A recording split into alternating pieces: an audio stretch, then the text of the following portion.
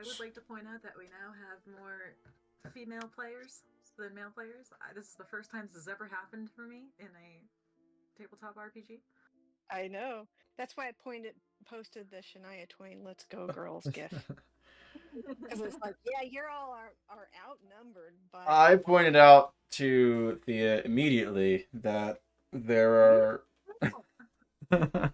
and she said I don't count. You don't. No, you don't. It's fine. Okay. All right. Getting into the session, the group of you have left Elderthorn. You've, through a few mishaps here and there, made your way to the Opulent Depths Mining Company's base camp. You spoke with Siegfried's mother, learned that the individual that she was escorting to previously abandoned mineshaft openings was none other than Lend, a member of the Death Deniers and Dunnan's former mercenary company, with whom he had parted ways due to differences of opinion.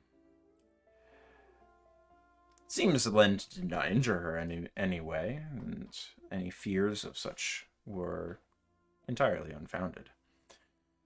But nonetheless, you found his location and camped out in front of the mine. When he did not appear, you pushed in yourselves and found him tapping a piece of what you now know as ferrous metal onto the abandoned mine tracks that were here. And presently, due somewhat in part to your discussion and in part to the tapping of metal, a number of centipede-like creatures emerged from various bits and cracks in the rock.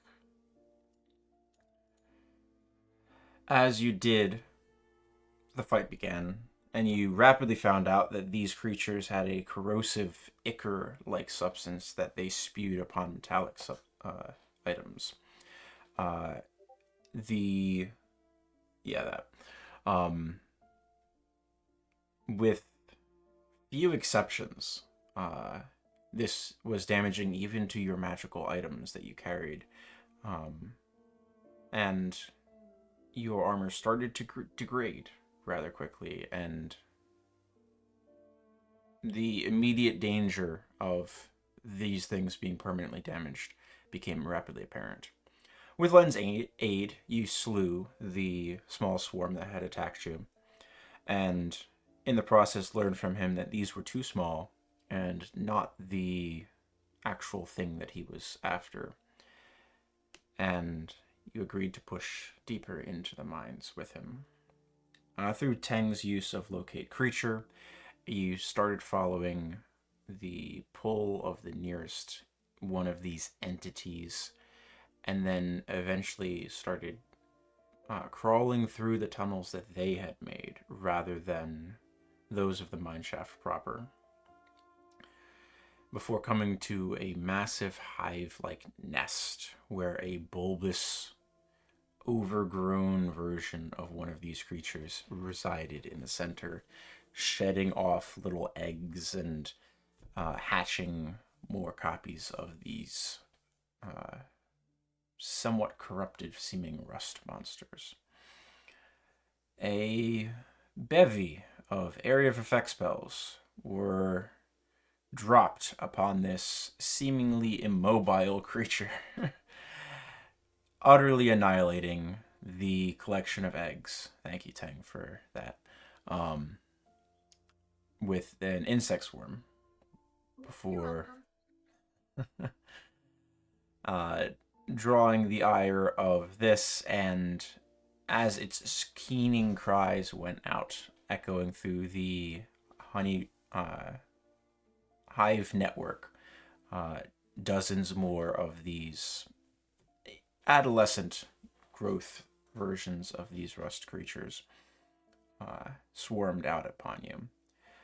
That fight's been going on for a while. There's a variety of effects going. 2 of you have Spirit Guardians up. There's still sickening radiance cloaking the mass interior.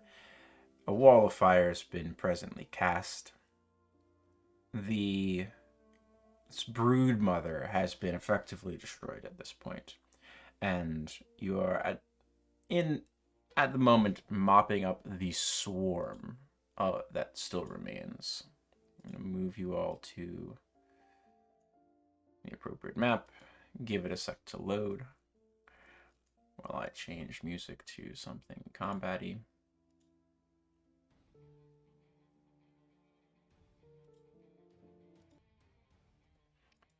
And that brings us to top of the order with Tang.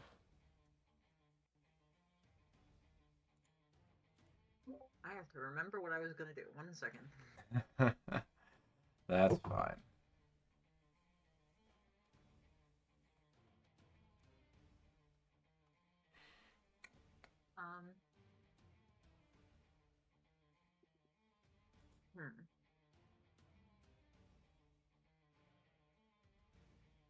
It's like Helly is the only one that's seriously hurt. So I am going to bonus action healing word Helly. Oh, thank you.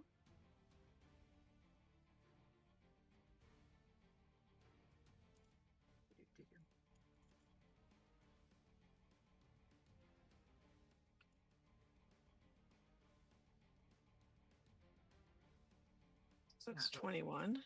Mm-hmm. Spectacular. Mm-hmm. And then I heal.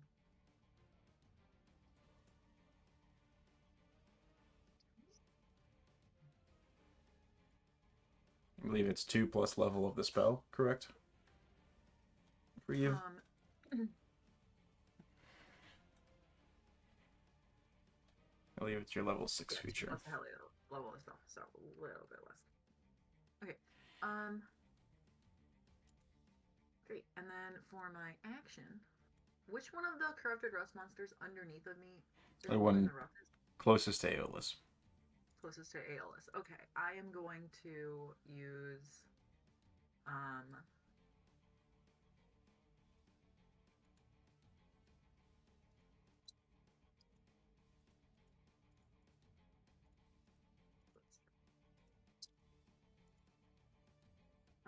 primal savagery. Sure. Yeah, you're effectively in melee with them. So, yeah, that works. 16 does hit. 17 points of acid damage. I mean, 18 hits. You would have it flanked with Aeolus. Either way. That is sufficient to dispatch that one. Wonderful. You staying put with your movement or anything else? I do not wish to move now. Okay.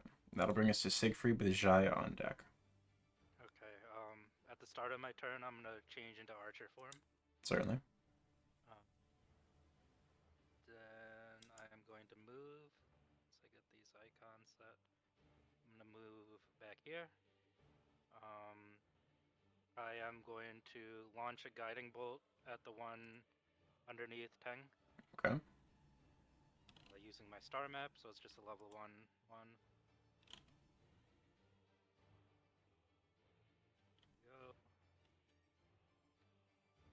Oh, wow. I don't think that was a... Yeah, that doesn't hit, unfortunate. Unfortunately. Yeah, 11 is not a hit. Then I am just going to use a bonus action to launch an archer shot. Okay. That will hit. That one looks like it is on death's door at this point. And that is my turn. That brings us to Jaya with the swarm on deck. Hey. Sorry, I had to restart Roll20 because it hated me. All right. So Jaya is going to fly in 30 feet. Are you currently concentrating on greater invisibility? No, I had a sickening radiance. Oh, sickening radiance, right. Yeah. But when we did our short rest, I did arcane recovery, so I had 1 5th level spell slot, so I'm going to do Steelwood Strike again against the 4 that are in there. Why the fuck Swear to God. Sorry, I I got a believe new you have. computer and it's just cursing my life. Oh, good. I believe you have 5 targets that you could hit with that, right? Oh, yep. Yeah, So I there's can hit more. those 5. Yeah. All right, so I'm assuming the 4 closest to you and the 1 slightly to the north. Also, in case it matters, if you end up on this side, you will start taking fire damage. Yeah, don't end your teleport there. Yeah, it's fine. I'm also resistant and would not cross on the other side of that wall. We're good. All right, Okay. top, bottom to the top. Go ahead and make your 5 attacks. Hit. See anything? Do you want me to do damage as we go? Yeah, please.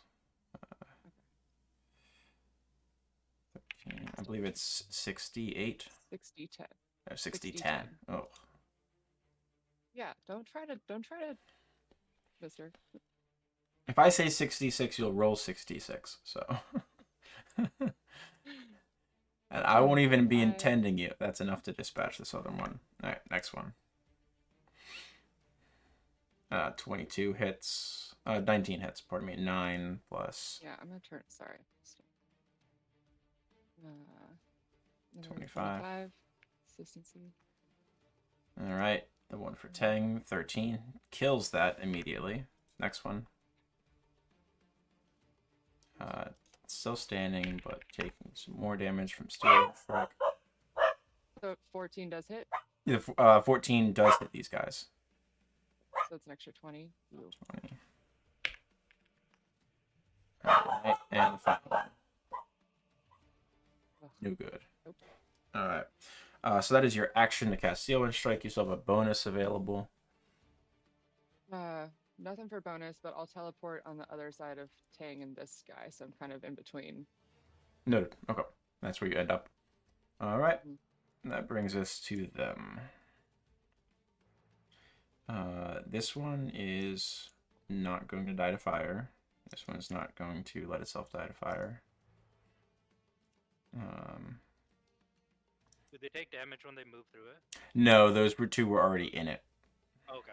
That Yeah. makes sense. This one will take damage. This one will take damage. This one's dashing. This one's going to take damage. This one will not. This one will take damage. That, or is that up there? Yeah, can I have the fire damage, please, for 4 of them? Yeah, I believe it's 5d8. Yeah, I'll double check. This is wall of fire. Yeah, It is 5d8. Yep. Yeah, and there's no save on this. It's just flat damage. So, 29. That was a good roll. Nice. 4 of them are taking 29 points of damage.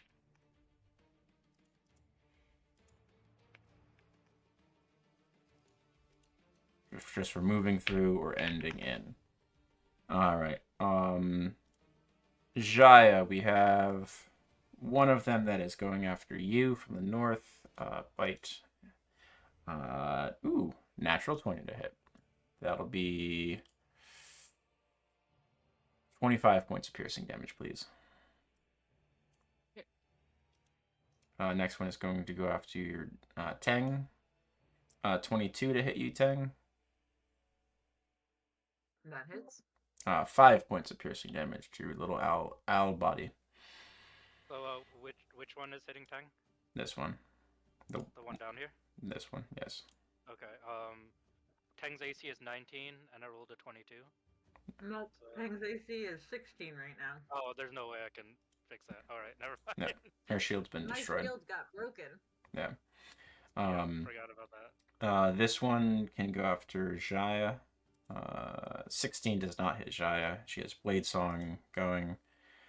This one is going after Dunnan. 16 definitely doesn't hit Dunnan. 16 does not hit Dunnan. I've rolled 3 16s in a row. And then Dunnan needs to make 2 dex saves to save his shield from utter destruction.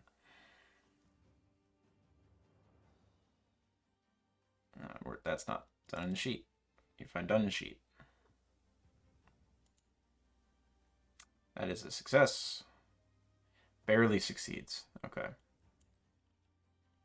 I feel like Dunnan would be really upset if he came back and his shield was destroyed. Yeah. That'll bring us to Lend, your currently invisible ally.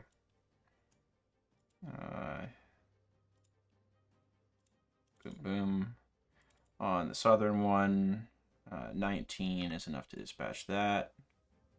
31 is enough to dispatch that. Brings us to Hellerast with Dunnan on deck. Tang, in the meantime, could you roll me your Spirit Guardians damage for the 5 of them that are in your aura also? Do you want me to roll 5 separate times? No, just once is fine.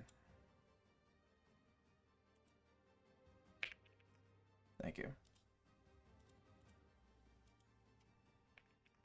Ellie's going to send Corin and have her attack that one closest to her. Certainly. Does it hit? 15 does hit. 11 points of force. 15 does hit. Okay. And then Helly's going to hit it with Firebolt. Okay. Yeah, which you're would there. be, since it's level 5, it's 2d10. Yeah, should do it automatically. Yep. Yep. You are not going to hit it with Firebolt. Nope. Okay. Roll the 2. That's it, though. Helly's not moving. Okay. End of your turn, Corin takes the 29 points of fire damage, and I believe that is enough to break her. Absolutely. Yep. There she goes. Bye, babe. Easy enough to come back. That brings us to Dunnan, who I'm managing. Give me a quick moment. I need to double check the Corrupted Rust Broodmother. Alright. Any creature that starts its turn within 10 feet of the Broodmother. Dunnan's shield decays to a +1 total. I'm going to make an intelligence check for Dunnan.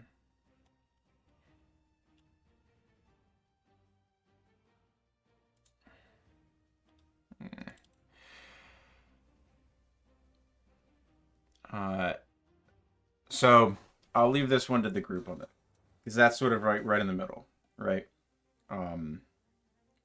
Dunnan's shield is getting decimated at this point. He's adeptly dodging, but it is still degrading.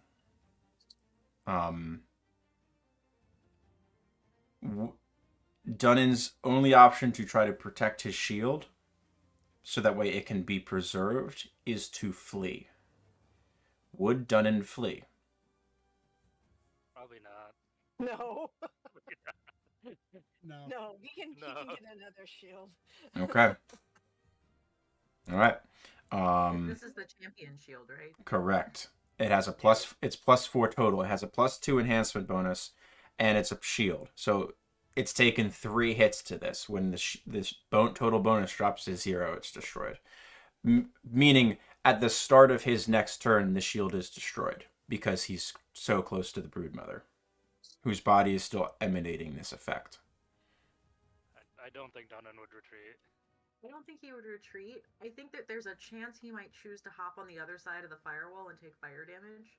And try to push closer. And try to push north from there because Jaya's blocking the other direction.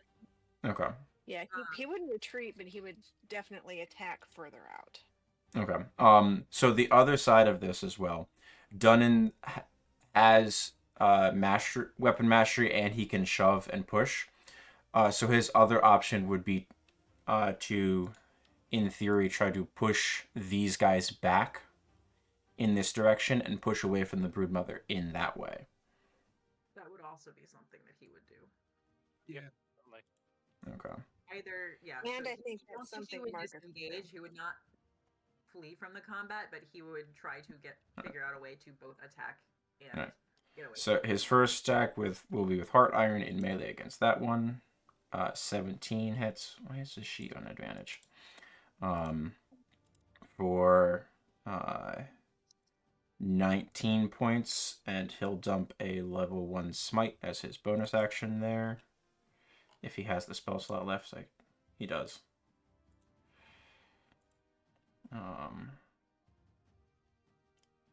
Divine Smite for an additional 11. Nice. So that is enough to dispatch that one. He spent 20 feet of his movement.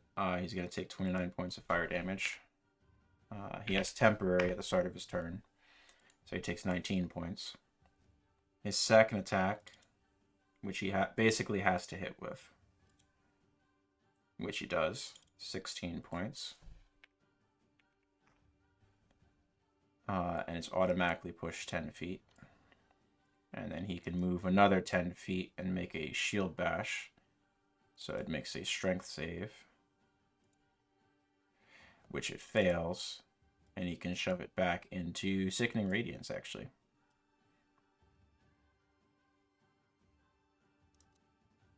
And he's already taken the fire damage, so no reason to shift any further. But that gets him out of the aura. Okay. That brings us to Aeolus with Tang on deck. Aeolus is going to move up. He will use his bonus action to pump out temporary hit points for him, Jaya, and Tang. And then I'm going to smack the southern rust monster with Ergosive.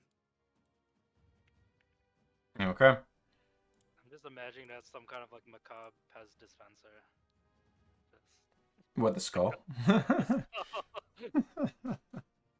Okay. Yeah, 15 hits.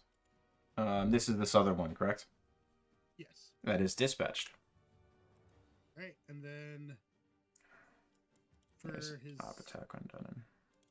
second attack, Aeolus is going to pull Doesn't matter. arm metal and shoot at the one that's next to Jaya. Okay. That one's looking a bit rough. Wait, I'm sorry. Did you say that that one got pushed into Sickening Radiance? Correct, yes.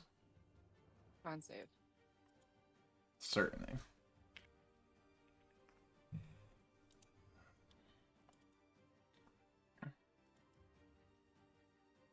10, so 16 to that one total? Yep. Con save is an 8. 24 radiant damage for that one. It burns. It's gone.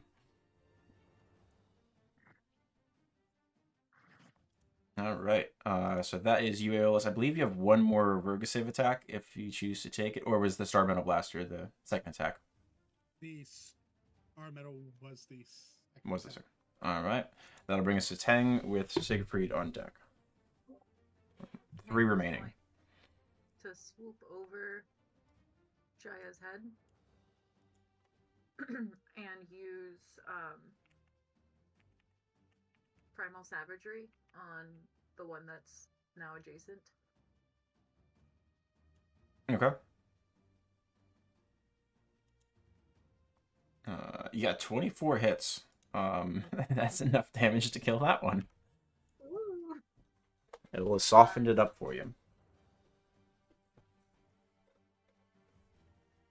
Oh no, I can't reach my person anymore because it's under Jaya. My token has disappeared. Thank you. You're welcome. I fly into the space, and then I still have my bonus action, and I can use a spell slot. So I'm going to Healing Word Dunny. All right. You can't see Dunn. I can't because of the wall of fire. Correct. Oh, okay. And if I fly through the wall of fire, I take fire damage. Correct. It's okay. You're semi-flammable. Hey. No. You have good experience with walls of fire. That is a bad idea. Thank you very much. No, Yep. thank you. Yep. Aeolus, you have a breastplate on, correct? I do not have anything on. My shield was destroyed. My breastplate is in my bag. Oh, back. Okay, gotcha. Never mind then. You started your turn close enough to the monster. That's why I was asking. Yeah. I have the katana on me still. Okay. I don't think I'm going to do anything with my bonus action. All right. That'll bring us to Siegfried with Jai on deck. So this thing is still giving off like a miasma, right? Off Correct. its corpse. Correct. There's still this essence of decay to it. Yeah. Yeah. I am going to drop Wall of Fire. Okay. Seeing as my friends are trying to go through there now.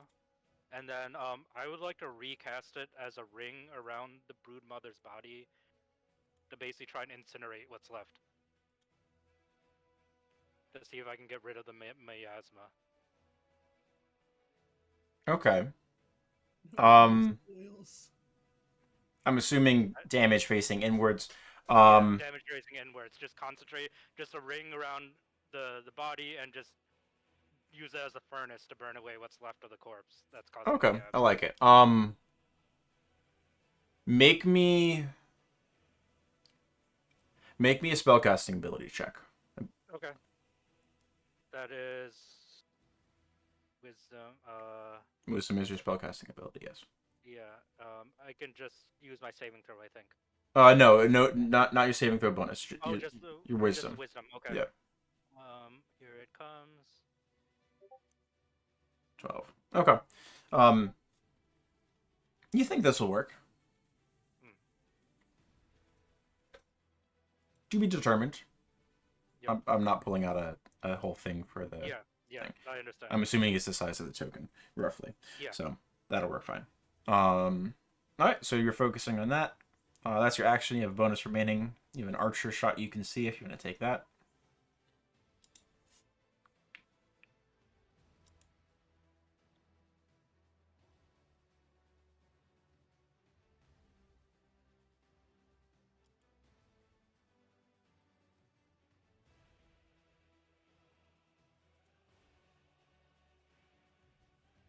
Hello? You cut out if you were speaking, Dylan. You muted. Yeah. Sorry, I'm muted. Yeah. No. I'm gonna move next to Aeolus and take a shot at the one by Tang. You're Tang? Okay. Yeah. Oh, no, miss. you're not. That's my turn. Jeez. That'll bring us to Shia with the last dregs of my swarm on deck.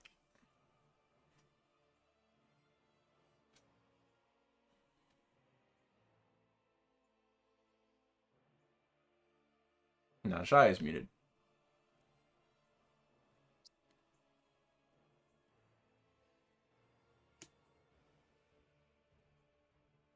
Mug.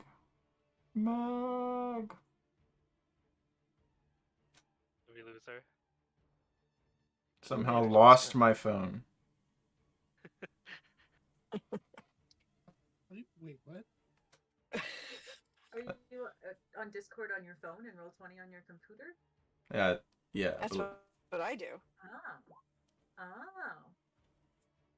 Oh, Yeah. she. Are you hearing us from your... She has earbuds in. So she doesn't know where her phone put down, but it's still broadcasting to her ears.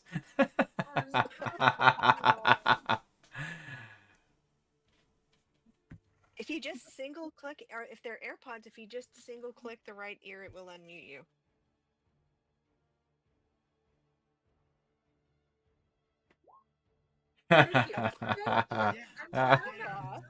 Do you feel called out now, Cameron? All right. I mean, Leapfrog, Tang, hit, still standing. I still have my phone from 2017. yeah, I think that held my phone out. Staying I put. got a freebie handout for an S21. Before that, I had an S10 for forever. Okay. So both of them are converging on the friendly neighborhood dwarf. 17 hits him. 23 hits him. For 21 points total. He has heavy armor mastery though. So that's 21 minus 8 is 13. Math is mathin'. And 2 dex saves for Dunnan. His armor does not degrade further. And there. She's gonna shoot Tangs. If I could find where the hell I put Len's stat block. 13 oh no, he has advantage. He's invisible. 27 and 25 for 52 total. Dispatches another. Brings us to Heli with Dunnan still remaining on deck. I Heli, can't figure this one out. your armor degrades. Yeah. And it should have degraded last turn as well, so your armor's at a -3 right now. Okay. She's gonna be jumping back to freaking Splint in a few minutes. She's gonna go ahead and move here. Why is my token not moving? There we go. Just about to here. And she's gonna hit this one, the remaining corrupted rust monster, with Firebolt. Try Firebolt again. Firebolt. Okay. Go for it. Since it's a cantrip. 19 hits, 17 points of fire damage. Good roll. It's looking really rough at this point. Dunnan will attempt to finish it off. Boom, boom. 22. No, Dunnan. Spirit Guardian's damage? Oh, it did not. Can you roll that for me, please?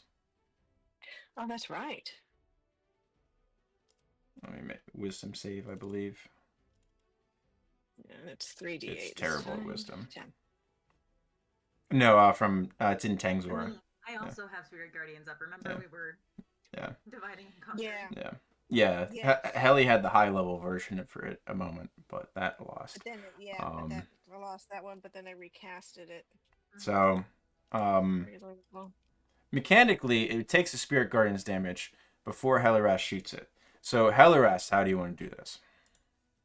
Oh, just real casual, like Indiana Jones shooting the guy with the sword. Okay, certainly. Just like you're so done with this. Flipping him up and fuck off, yeah. All right. As the firebolt impacts it, you see the singe sort of ripple along its form as it just turns to ash because you struck the middle and just disintegrates into this little pile of ash there left behind. Ellis, you said you have the katana on you, correct? Yes. So, I'm gonna say counting this round, like up to this point, mark the katana to a -3 right now. The weapons are destroyed at -5. Okay. Heliras, you did not have any more decay from this, like on the next cycle. So at this point, Siegfried has successfully contained and destroyed the Broodmother's essence to stop this ferrous activity upon your gear. So it's going to take you all out of initiative. Because Siegfried's armor is non-metallic. Lend has a bow. Tang's shield is gone. I lost my shield already, so... Yeah, the only thing you had that could be destroyed was the shield. You guys are not super dependent on metal. Dunnan is in terrible shape. His armor is degraded. His shield is degraded. He is rough. Is there... Rephrase this. There we go. Can I walk over to Helirast and Dunnan and try ending to like see if I can stop or slow whatever is affecting it? You can attempt. Mending is cast over the course of a minute, I believe. Who Dunny first? While you guys are setting up to do that, Siegfried would just literally like, Lend, are you still here? Yes. He pulls his hood down and becomes visible once again. You see him like halfway through the motion, like he just appears as an outline before it's filled in. As he's carefully unstringing his bow and putting it back into his quiver. I'll just say it was good to have you in that fight. Was your mission accomplished? It was the thing, although I don't know if I'll get paid for it. He just looks at the slowly petering out inferno. I'm sorry. I thought the miasma was more important to stop. Fine. And I'll take back one. He kicks one of the little centipedes. I'll take back some of this. would you be interested in another job? Could be. Things have been strange recently. They have. I'd love to pick your brain about it, but I know I'm not going to get much. But Well, this sit me and in camp.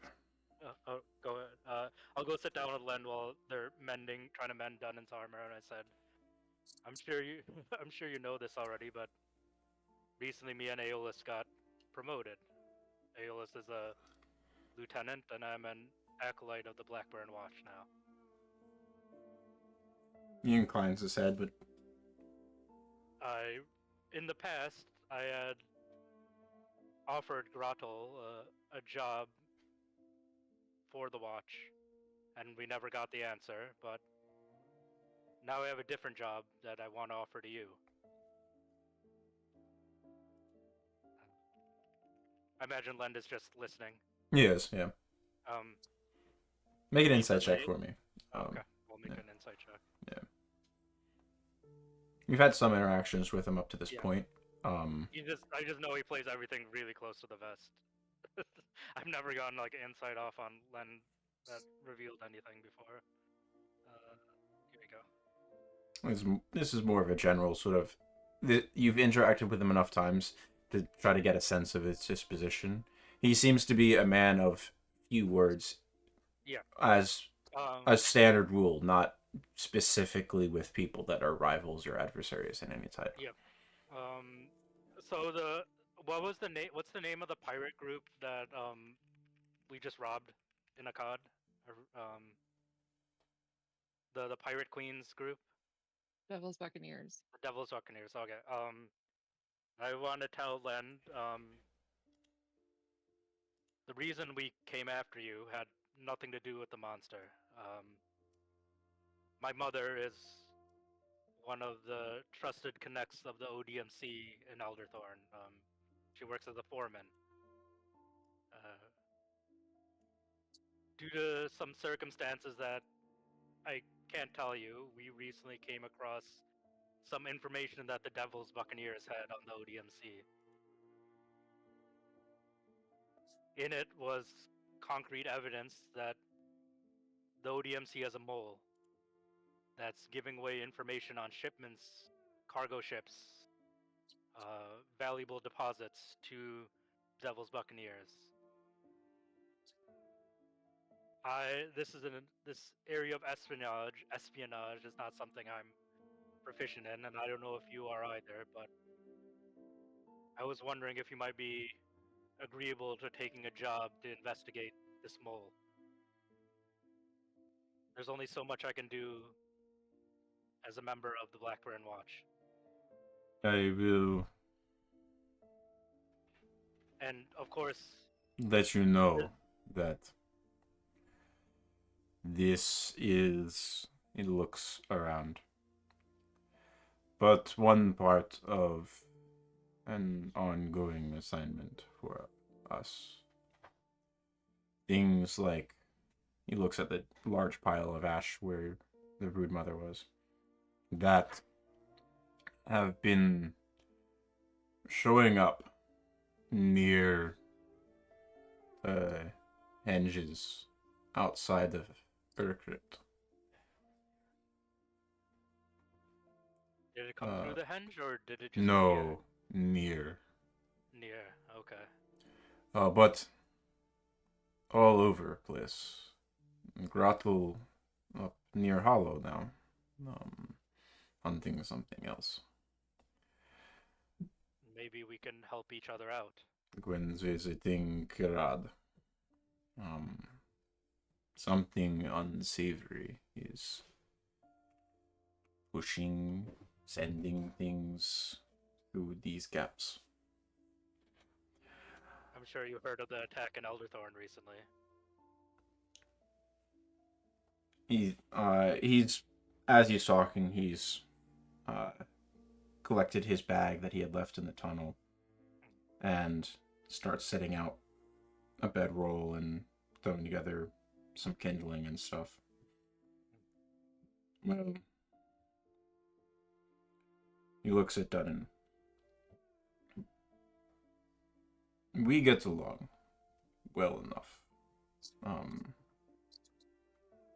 Believe your umbrage is with Grotto, not I.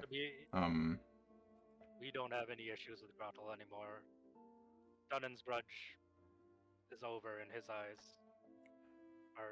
Well, Whatever history they had is not applicable now. I'm inclined to keep eye out for a spy, but I want full truth, and I give you our truths as well in exchange. For you, Lend, I will give you the truth. There's few enough of our company, even compared to your cadres,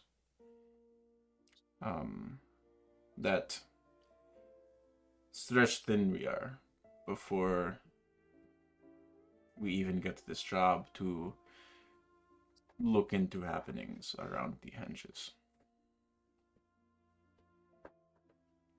I'm going to add something to everyone's journal so you can view it. It is in all players. There we go. In your journal, you will find the folder that's titled Arc 7. And there's a handout in there that's a very rough timeline. It's rough, but it should be enough to spark memory up until this point. So I'm going to take a step back until moments where it is necessary for Dunnan. Jaya and Tang, you could jump in at any point and ask questions. But this is your chance to cover your adventures up until this point with Lend and Lend's associate, or whatever we determine to be, present. Hint, hint, nudge, nudge type. But, so that way everyone can be fully brought up to speed. Is this going to be a rest? This is going to be a long rest.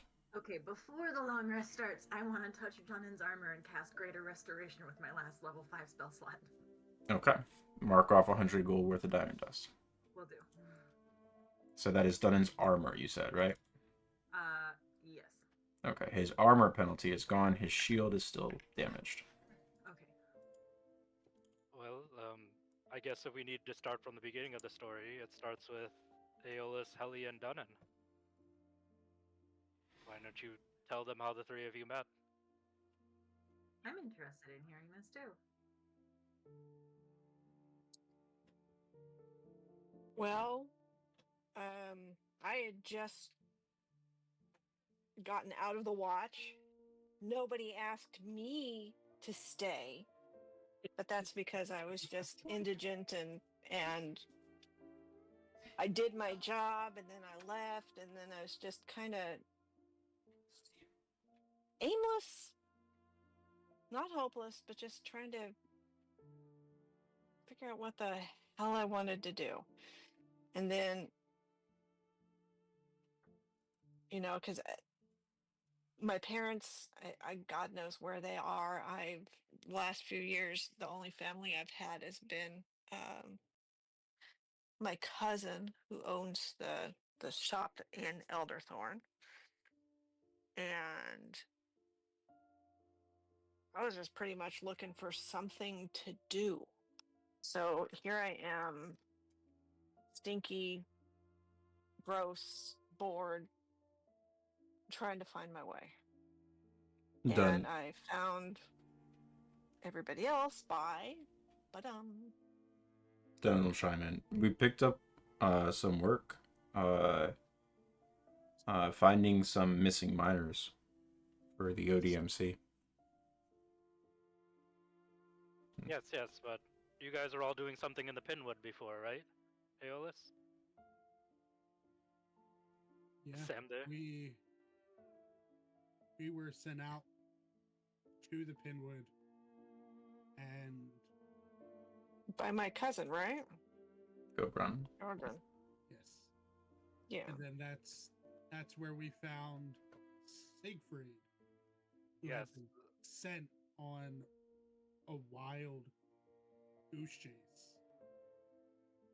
We fought these weird, twisted, wolf-like creatures where Conan sparked the idea of the bloody mad dogs. Those wolves ate our metal too, just like the tree sap. They did. Yep. And so did the beetle monster. Yep. And then, well, we realized we were a good team. We covered a lot of each other's weaknesses and aided each other's judgments, so we decided to stick together until we figured out exactly what was going on. However, It was steady work. I mean, I've been in Elderthorn for a few years at that point, but I'm not a citizen. I never had to work for Blackburn, but I don't care about voting. most people don't, so it seems to be a satisfactory enough system for the people there, but sure, there are flaws. I just wanted to drink and hit on Buka. Same with Dunnan. I am speaking as Dunnan. It Oh, is okay. done. Okay, I thought that was Len. You're Dunnan and Len Batson. No, Len is not speaking. Okay, all right, never mind. So yeah, that makes sense. Okay, so the murders that happened in Elderthorn happened after the mine or before the mine? After. After the mine. So we came back to Elderthorn, right? And then Everyone was very suspicious yeah. of us when we returned. Yeah, they Yeah, thought we 'cause killed someone. we were disappeared right when bad shit happened, and they Like- didn't know if we were the actual people who perpetrated it. Yeah, And, that's when you Lander's come stomach was clean. flayed open in the middle of the square. So after that, we went to investigate the mine for the ODMC because they. No, had... that was before. You went to the mine that was- before Lander. Okay. Yeah. When So When you got back from the mine job. we got back from the mine job. we were ordered to remain in Elderthorn Because of the investigation of Lander. And then your house went up in flames. Yep. Yes, it did. we still don't know exactly who did it. I know who fucking did it. What, the mayor? And no, it was the twins that we keep having to kill over and over and over and over. Oh, shit. Those fucking guys. And As yeah. we tracked the culprit, or who we suspected of young Lander's murder, it led us into the Pinwood, where we happened upon a visiting nurse who Rowan T dance. Yeah. who we From watched Armskirk, her- one of the other Taufa. Yeah. who then we watched her body wither away. In the same way that we found Badiana's body. She was the former Arcanist for Blackburn, in charge Right. of the magical practitioners. And but lucky for us, Rowan T dance in the last heroic act pointed out the direction of our quarry, and there, unfortunately, we found the perpetrator of the murder and other murders was our very own mayor, Mayor Tadell. I mean, we literally had lunch with her the day before, and now we found out that she not only murdered her son-in-law, but chained her daughter to a bed and married her own grandchild in some sort of Murdered her own grandchild. Yeah. murdered her own grandchild after torturing her daughter. Yeah. It in was some sort of Lander's kid was yeah, used. and used for some purpose involving a bode stone and a portal to some other plane that I'm pretty sure might be the shadow ethereal we just went through, but we haven't confirmed. But Didn't seem like she knew what she was doing though. yeah, whatever it was, No, not at all. we managed to stop it, and she And too that's- disintegrated, right? She decayed, yeah. Yes. Yeah, she Yeah. too decayed, and the other two elves decayed too, but we keep meeting them over and over, so no idea what the fuck that's about. But And we got the stone. That's where we got our first stone. yep. We didn't know what it was. And then that was the first time we heard the whispers of Evil Kest. Yes. So we took the stone back to Elderthorn, and from our investigations, we learned about the Henge network. From and- Matron Toadtooth, the Drow lady. Correct. She's So old. we went. Who we We went- totally did not think was a hag. You still think she's a hag, Aeolus? She might be a good one. She might be a good one. Who Yeah, knows? she's our hag. I think we have to worry if we suddenly meet two of her sisters, but we'll cross that bridge when we get there. 1 sec, I'm furious. Don't He's talk to me scribbling about something down. hags. So we apparently Madame Toadtooth, who's been in the area since before the creation of Elderthorn, I think, even her property included one of these henges, and we activated it. It went through, and we found Urcrypt for the first time. Although going through makes us pretty exhausted. Yes, Yeah. probably it's not the tiring. safest thing. Exhausted. Not the safest thing to go through a portal without investigating first, but that's a common theme in this story. It was extremely exhausting. It felt like we were being squeezed through a tube. Now we know that that tube is going through the shadow ethereal, so there's all sorts of weird Negative nonsense ethereal. attached to it. To which and- we met a really great friend of ours. Oh, I thought we were nice. gonna die. Yeah, really nice. Yes, I mean, a lot of our Yeah. great friends seem to try to kill us first. This is true. Lend chuckles at this. So we met Yerl, her friendly neighborhood mind flayer. Not mind flayer. And- And just to be Older. fair, he became our friend Older. because we figured out his traps and his puzzles. A lot of people. He killed a lot of people before We us. didn't figure out anything. His silverware attacked us. Yeah, you got attacked by his cake. we did. That's He tried true. to eat me. I mean, I He think congratulated us for getting to that point. And I think he, the curtain reveal and all that shit. I think he was just bored and lonely, and Bored and lonely and not too bloodthirsty. he needed some Because- friends. And yeah, he wasn't very bloodthirsty, but he liked killing things. It's interesting. But Interesting dichotomy. just to be fair, Yerl is a beholder. Yes. Yeah. But he liked the idea of being mayor of Urcrypt, or now he's Yeah. calling himself premier. But Urcrypt has 6 henges As there. he should. Yeah. There's Yeah. like all of the henges connect through Urcrypt. So And then he started cleaning the place up. We and also found out that Urcrypt was an ancient home to, was it an orc tribe? yes, and then we Yeah. Well, started realizing that the runes on the stones and the arches were some kind of ancient form of Orcish.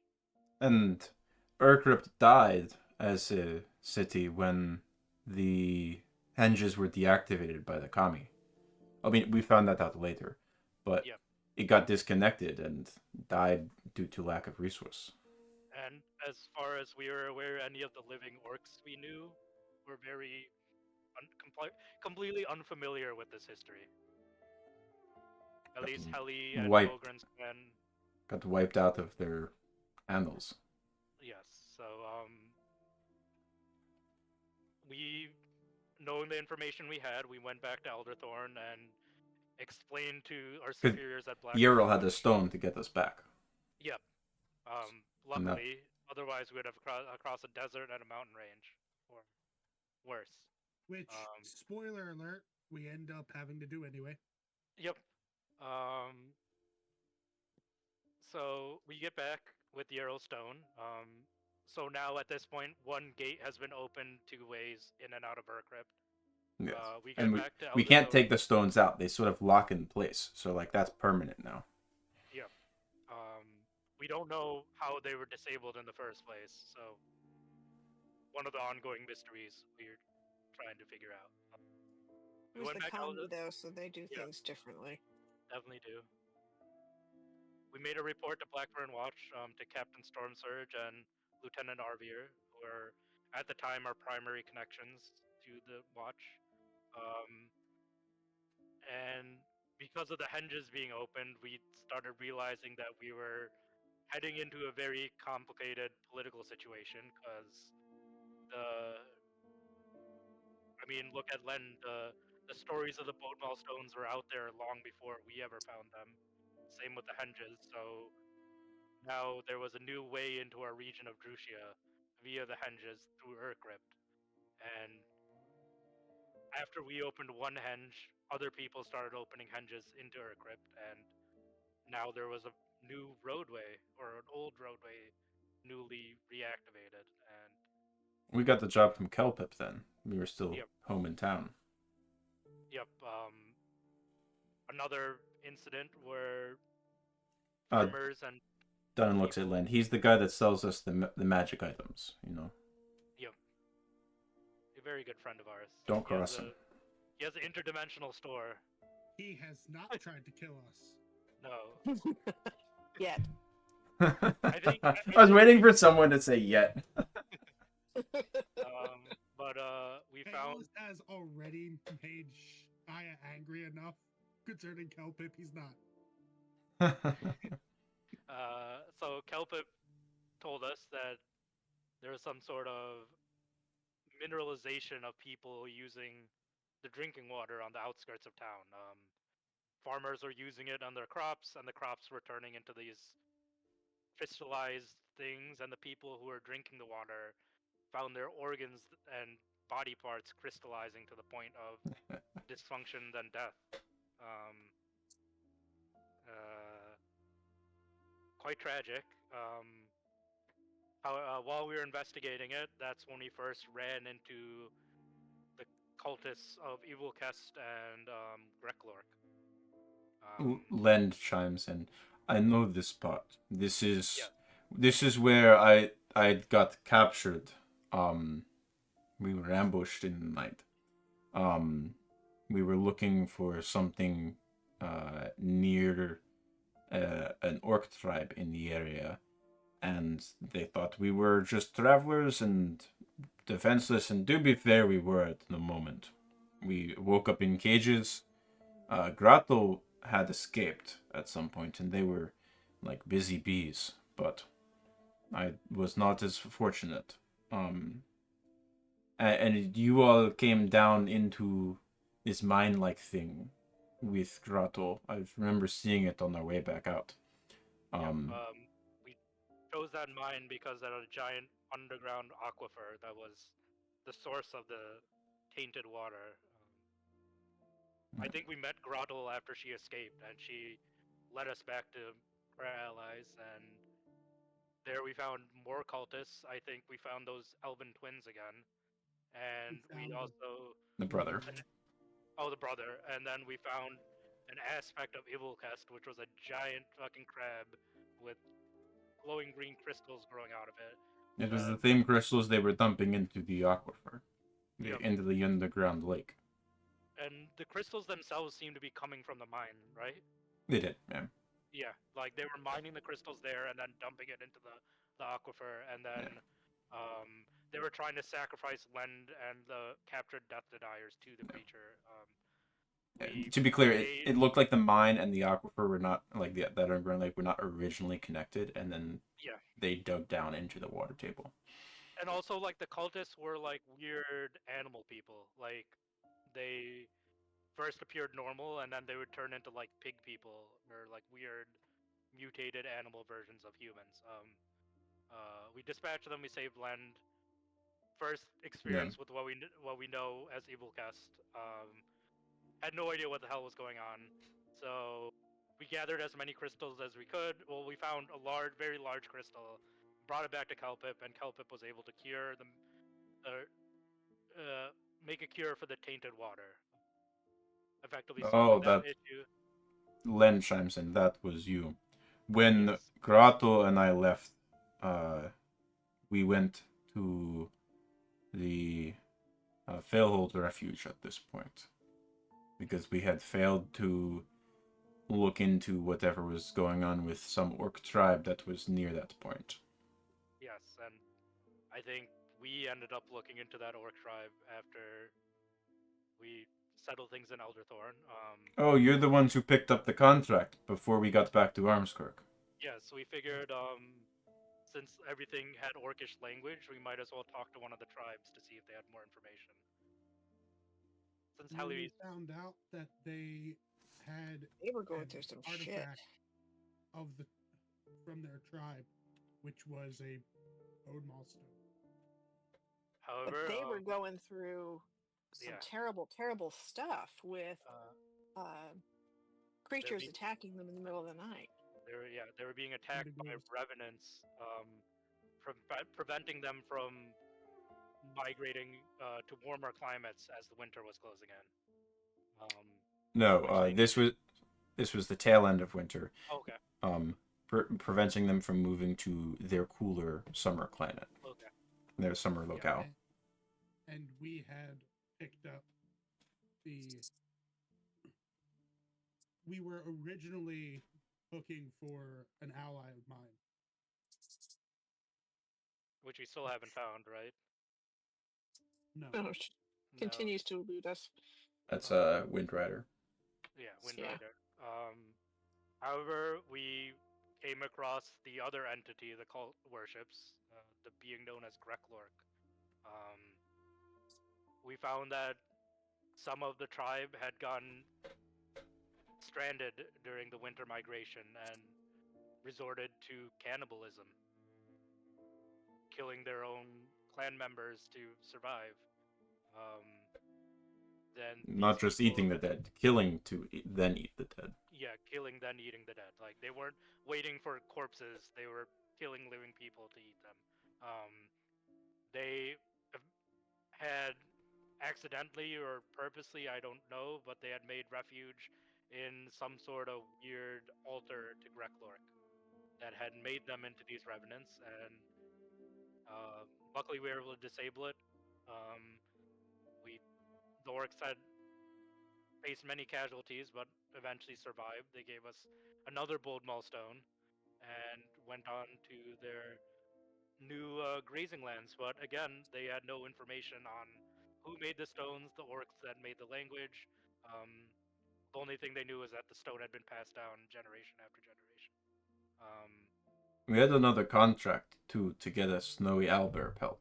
So from there we went to Urcrypt and activated the henge so that the way it was ours, because that was the rule Yarrow was going with at the time. Yep. But then we hiked into the mountains to find the snowy owlbear. And I think at that point some of the other henges had been opened, but we didn't know by who. Lend chimes in. That was us. Ah. We activated the one that went to Karad, Yes. where we touched base with Gwen and met her. Yes, we had to work around that.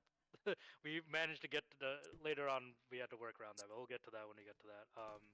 So we found the owlbear in the mountains. It was quite cold. I wasn't there for out of character. I wasn't really. I think I missed that session. So I just know that we were fought the able, owlbear. Yeah, we two other were people. able to slay the owlbear in its lair, But collecting its skull yep. and making our way back to Armskirk to turn the contract into the Order of the Iron Fang. That's where we broke into T-Dance's shop and met Liam. Yes. Yes. That's when we found When out. he was going to kill you. As Yep, he points at Siegfried.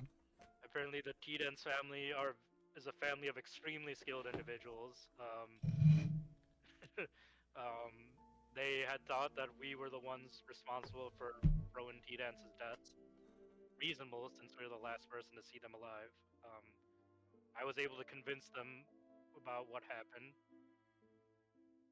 and we were able to make a tentative ceasefire between the T-Dance family. I don't know what happened to him. He said he would verify our information, and that was the last time I saw him. So Yeah. he's probably still out there somewhere. And then after that, we went to explore the new henge that we had done. Yep. And that took us to... Jungle. Yes, That's where we met Tang. Yep. Yep. We met some furbolgs who said we had to do a trial first. Yep. Before they would give us information or help. Yeah, and up until that point, I mean, my mom always talked about Kami as more of sort of like just little prayers and charms we say through the day to help us, but here we met the real Kami. When did we get the bracelets? We did the trial, and Dunnan looks at Tang, and that's when you showed up when we were fighting the jungle dragon thing to scare it off. Literally fell out of the sky. Yeah, I may have gotten blown in unintentionally. Yeah, it still doesn't make sense to me. So we didn't kill the dragon, we just drove it off, which the furbolgs liked, and they welcomed us in, and gave us more information on the Kami, and the henges. We had the vision and shared the vision. Apparently, in this region of the world, the henges were very active and used by multiple civilizations. However, there was some sort of cataclysmic incident caused by the Kami, who had now become displeased over the damage being done to their environment. And because the henges are punching holes through the space, and things were trying to get in through those holes. Just like what's happening right now. So the Kami deactivated the henges. Yeah, they not only deactivated the henges, I think they literally killed a ton of people, right? There was a giant black orb appearing over a city, and then everyone was dead afterwards. No. Oh, never mind. I think I'm misremembering something then. Yeah. But without the travel and communication, the old civilizations fell to ruin. Yep. And that's when Urkrip died.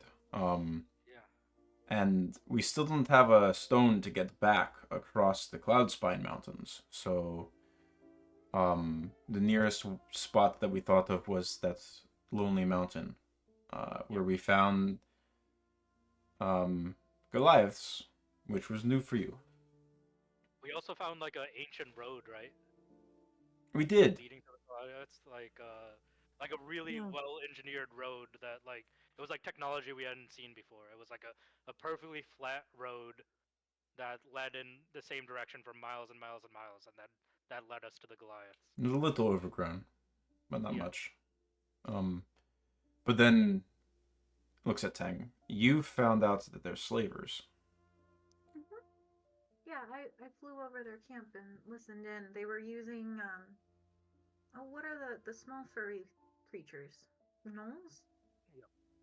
They were using gnoll slaves to trigger traps, so that way they wouldn't be in danger. And it was the first time I had met Goliaths, so that was they a had little wanted jarring. some powerful thing that was rumored to be inside the mountain's dungeons. Yep. So, not wanting to deal with the slavers and potentially becoming slaves ourselves, we circumvented them. Um, However, they did eventually get wise to the fact that we were in the complex, so they started searching for us pretty quickly. So it was a bit of a race against time in a extremely labyrinthine. The We barely even explored like a quarter of that dungeon. Um, uh, There was someone who we thought was a survivor of like oh, the slavers, but then was just a hag. yeah, it was just a hag, one of 3 hags that we met, who uh, revealed to us that this mountain was their lair, and they were also pretty displeased with the Goliaths as much as we were, but they also kind of wanted to eat us too. So it was a tentative negotiation. Uh, we managed to get them to leave us alone for a little bit, at least enough time. I found a strange prisoner who had been enchanted into eating bugs. I fixed him, and he gave me a really powerful magic item that I have now lost. They freed, and uh, Elrast fell in love. yes, that was very Briefly, strange. Very strange. magically briefly. And then, as we were delving further and further into this compound, we started realizing that this mountain complex was actually a temple to the Raven Queen, or an entity known as the Raven Queen, um, some sort of god of death that no longer seems to have much domain over Droucia. And this was kind of like a necropolis. Like there were mummies, there are corpses everywhere, um, And and we had to find all of her pieces yeah, in the mine and combine them together. But God help me, I don't remember why. I'm still we had to unlock like the central chamber where we found another Bodmal stone. Which the hags agreed to and let then us have, as long as we drew the Goliaths away from knocking on their front door incessantly. Correct. Which right. then started one hell of a fight. Yep. In which case, I think at one point, that was the first time Dunnan straight up died. Was that fight? yeah. Don't remind me. I had to revivify him, and if that didn't work, I the was rest of us died. I was mad at you for a while. I'm sure you And were. in the middle of it all, Helly, I went ahead and dimension doored out with the Bodmal stone, so that the Goliaths wouldn't get it. And you ended up making your own deal with the hags. Yes, one of the hags found me and said, "What's wrong, dear?" And I said, "They're all dying back there." And she said, "I can take care of that for you for a price." And I was like, anything, anything, anything. And she took my eye. So yeah, Well, it worked. We got out. Fine. we got out. Dunnan coming back to life kind of changed the tide, and I think one of the hags got involved in the fight. Right? They showed up, Yes. or they showed up at the very end after we killed everything. That was Yeah, the yeah, funny that's part. right. That's right. That's Yeah, right. they She were like, showed up at the very end, and my sacrifice was absolutely worthless. but now we But had anyhow, killed we had now killed one of the leaders of the Goliath slavers, so they were swarming the mountain, and we had to get the fuck out of there. Luckily, we came across Helly in this maze, and we grabbed well, her. she was And waiting right where you'd By have the me exit. out. Yeah. So. yeah, but it was a very lucky guess. We were to leave from the same exit, Yeah. which we managed to. Found Helly, we sneaked out of there, and then realized that dealing with the Goliaths might be complicated in the future because their society seems to be built off the practice of slavery. So, Well, remember, Aeolus, you held up the stone so a whole bunch of them could see you outside, and then wanted to stand your ground against hundreds of them. Yeah. Yeah. But I mean, we did send a That's all message. we had it. Didn't have it. And then we made post haste back to the the Furbolg camp because we figured the forest was too dangerous for these glides to pursue us in the way they wanted to. And then we got back to the henge. Mhm. And we made an agreement with the Furbolgs and the Kami that they served that this specific henge would remain closed after we went through. Well, The Kami, that they would try to close it. they would try to close it. That the Kami would not permit people to go through. They would face some sort of consequence. We agreed, and we went back, and we haven't been through that henge since. And Which then we may have to break that promise soon. Um, And then we wanted to check in on the Order of the Iron Fang, I think. And Yep. some stuff with you, Tang. yeah, we found out more about Teng's plight, why she was traveling. Ran into us. Yeah, there was an affliction upon my people up in Hollow, to the far north. I was on a mission to find something that would alleviate it. Yes, and you Kelpip didn't know what would work, but said Order of the Iron Fang might with their deeper knowledge. and he also mentioned some weird stuff going around the Witchlight Marshes and this area where magic wasn't working normally. That was from Blackburn, Witchlight Marshes. Oh, They had yes. reports of strange happenings from Armskirk happening in the Witchlight Marshlands. Yeah, like magic was working, but with weird effects or additional effects or effects completely unanticipated by the casters. So So- without warning, we went to the Witchlight Marshes. Yeah, so we hit Armskirk. They didn't have the info, but they said it might be with their repository in Fellhold Refuge. We went through the Witchlight Marshlands on the way. Yep, and there we also met Wick. Aeolus died in the marshlands, though. You mentioned Yeah. me dying, but not Aeolus? Well, there wasn't that point in the story yet, and Aeolus got pincushioned by a bunch of Kenku, right? Yes. For touching a sacred tree. So, as we were making our way through the Witchlight, tracking another member of the Iron Fang, we happened upon a sacred ground where,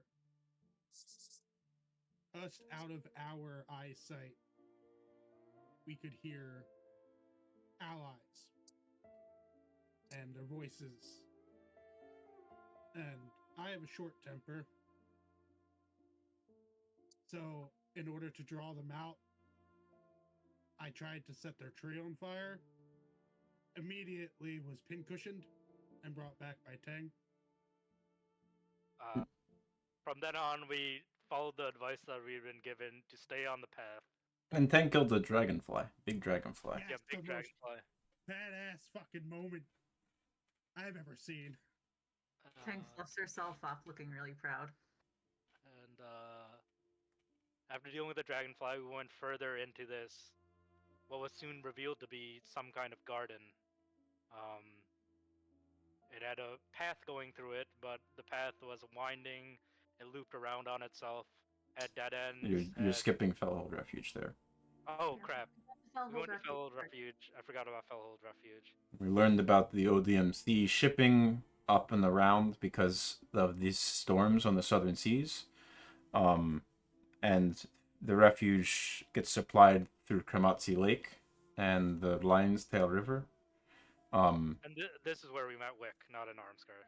Yeah, we met Wick here. He Yeah. Bugbear fellow, in He charge also of the tried to kill refuge. us. He also tried to kill us. Also did not try to kill you. You know, he thought we were weird assassins and tried to. He was holding his mace when he was talking to us. I think it was Aeolus that started off the conversation. Yeah, with your phrasing. Yeah. Basically, everything you were saying sounded like you were some kind of spy, and But we we were met able to. we met the patron of the Order of the Iron Fang, an aboleth. Yeah. But it told Tang what she needed. The Midnight Lotus seeds. And we would find it in the verdant locks to the northwest of this place. So Lots of beautiful stone statues yeah, that we lots found of out beautiful weren't stone stone statues. statues. The Verdant Locks was the overgrown garden where plants were 10 times their normal size. And they were filled with multiple societies of creatures, goblins, kenku, fae. Oh yes, I was almost eaten there too. Yep, and they seem to have some sort of political, social conflict that we had been put into. We had a little that all, society all throughout the forest yeah, with different factions. that all revolved around the worship of the gardener who had created this place, or serving that gardener, who we had yet to meet. So we We followed don't the know who path. the gardener is. Yeah, we found out who the gardener was after we followed this winding path, and we came across a very crystal clear lake, with a ton of statues, ancient buildings, and there we found There's Gorgon. no statues. There's one Oh statue. no, Yeah. there's one statue and a bunch of rubble. Yes. And And Lotus. There's and the Loti lotus. everywhere. However, the lotuses, in order to harvest what Teng needed, we needed to get them to open, which they were not, because this area was under a constant effect of cloudiness and rain. Trying to counteract it, I cast a daylight spell that eventually brought the gardener out, who was a Medusa, A Gorgon, Gorgon, yeah. some sort of ancient member of this. We don't really know exactly where she came from, but she started attacking us. Kalos will reach into his bag and pull out the slawed head of the Medusa. You gotta take care of that, Aeolus. It is very sticky. Yeah. We defeated her. And mostly a skull. We defeated her. It was a very tough fight. Especially because our magic was not working normally. But eventually, using the daylight spell and Teng's skill in herbalism, we were able to harvest what we needed from the midnight lilies, and which included seeds, petals, and leaves, each of them having very powerful effects. The seeds being one of the most powerful in that consuming them negated an extreme variety of magical maladies. And then we went to Hollow. We Which spotted. is how I got my eye back. Yeah. Yeah. Did you eat it in the garden or in? I think we ate it right in the garden. And stop the Helly, hag's curse, because yeah, we had tried to. Tang had tried to heal Helly's eye, but it does not work. And I don't know, like, out of character, I don't think any of us found out this happened, but Helly had been taken by a hag in the night, and something done to her. But it was done in a way that Helly didn't know what happened, we didn't know what happened, so that's just out of character knowledge. Yeah, that happened in the marshlands, but yeah. Yeah, that happened in the marshlands. Like, we didn't know what happened at that point, but so the hags had some sort of hold on Helly. It's obviously after taking her eye, but then something even further happened to her. Worried about Helly's connection to the hags, we had her eat one of the seeds, and it seemed like whatever hold they had on her was broken, and her eye returned to normal. But we probably don't want to run into those hags again. Nope. And also, Teng's people were already desperate. And so we rushed the Hollow and saw the white dragon along the way, but we hid. Mm-hmm. It just took Aurochs to eat. Yep. We didn't do that because. I mean, hiding is a very. Was it exactly hiding? No, we. Luckily for us, the dragon seemed more interested in the Aurochs. No, it was. If I recall correctly, Tang had scouted ahead. Yeah. Mhm. Yes. And we Um, talked about hiding and dodging, and then we didn't. yeah. We Another tried to common fight theme. it, and it took the Auroch and left. Yeah. It's a dragon. You have to try to fight it. Is it? Do So we figured that instead of chasing the dragon up into some undisclosed area in the mountains, we would just continue to make our way to Hollow in case the dragon had even attacked Hollow. We weren't sure. The Aurochs also were part of a herd that belonged to shepherds They don't or belong. ranchers from the Nope, Hollow. they don't belong to Oh, Hollow. but that was one of their major food sources.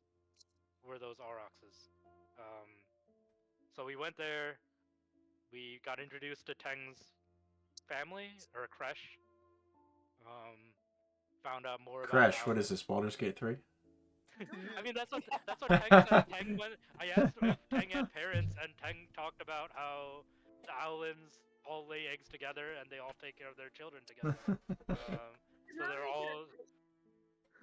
Yeah, like that. She very clearly explained how they were a Kresh, not the socialist. Siegfried also was confused about what Tang meant in the initial conversation. You should have been there. It was great.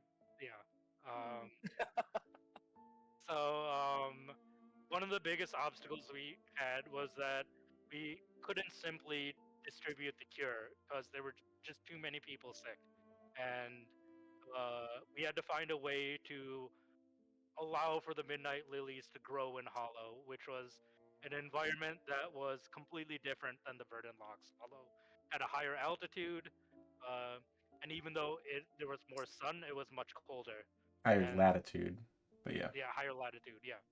Um, and even though it was enough sun, it was too cold for there to be liquid water to sufficient enough for this plant. So Well, and the Minute Lotus needs 24-hour sunlight yeah, they need to 20 properly sunlight all the time. They grow. can't the sun can't go up and down over it. It has to just be focused on. So For them to cultivate the proper way. yeah. Then we got the idea. Tang brought up the idea of using the hollow spell to sanctify a piece of ground. Hallow and hollow. Hollow. um, uh, which we did. To which Tang completely rocked. Yep. Absolutely. because you guys kept me safe. As I started to cast the spells, some creatures, undead? Question mark.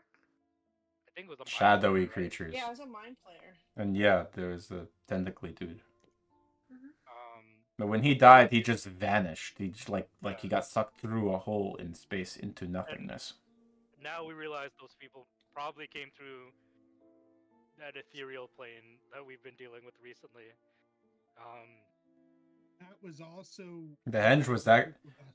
Len chimes in. When we met you at the top of the mountain, that henge was already active. You didn't do that one, no? No. We did not do it either. So there's a third party out there. If I had to bet money on it, that was Windrider, right? I don't She was know. last seen heading in that direction. Not run into her. I have to go to Armskirk. So after you do the ritual, that's when you decide to dispatch the dragon, just as you do. Yep. Dunnan didn't sit right with the fact that we didn't eliminate the threat, and we went hunting, and we ran into you guys, and we quickly formulated a plan. Dunnan chimes in, and I mean, I wanted to kill Grotto. Let's be fair. Dunnan will turn and look at everyone, and especially like Jaya and thing. I used to travel with this one. He gestures at Lind. A bunch.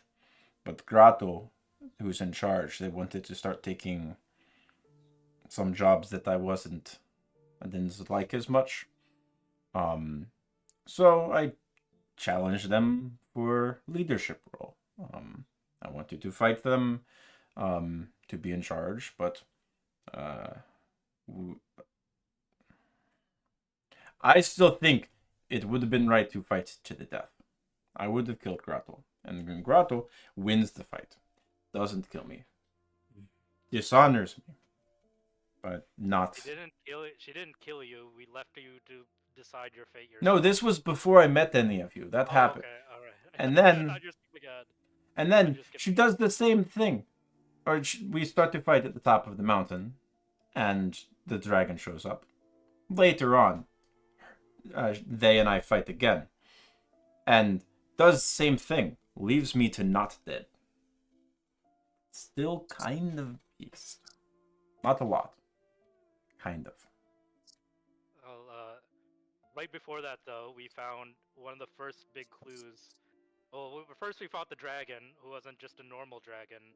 It seemed to have some sort of otherworldly aura, some sort of shadowy substance that it was made out of. Every time as we did more and more damage to it, and its scales fell off, we realized that the dragon wasn't entirely corporeal, and had this shadowy substance leaking out of it. We killed the dragon, harvested a bunch of its parts. Yes, negotiated. I know this part. We all, Dunnan and the Grotto, the two of you made a temporary armistice to kill the dragon and then go back to trying to kill each other. And we killed the dragon and then you tried to kill each other again. Yeah. But we followed it down into the lair and collected some treasure. That is where we got we took a chest. We took a stone from there. It was one of the last few stones that we needed. As far as well, yeah. That is where we found this. Well, we activated the return henge from Hollow. We had come through from from Urkrit, pardon me, and ended up in that snowy hellhole. No offense, looks at Tang. But we had no way back, and we saw the dragon flying overhead. Figured if anything's got something cool and powerful and magical, it's going to be that.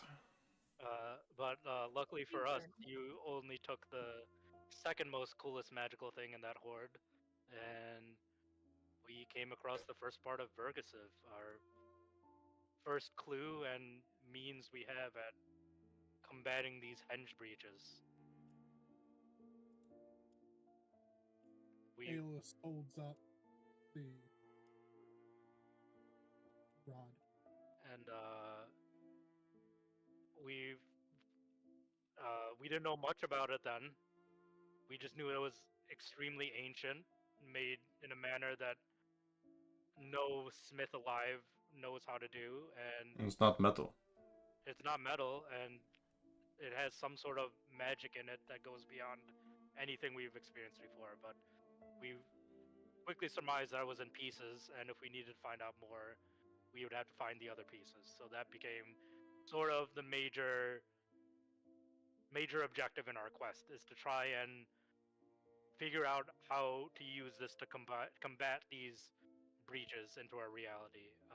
Dunn chimes in. So we went back to the only person we know who knows how to do magical stuff that we kind of like and kind of likes us, Kelpip, at home. Yep.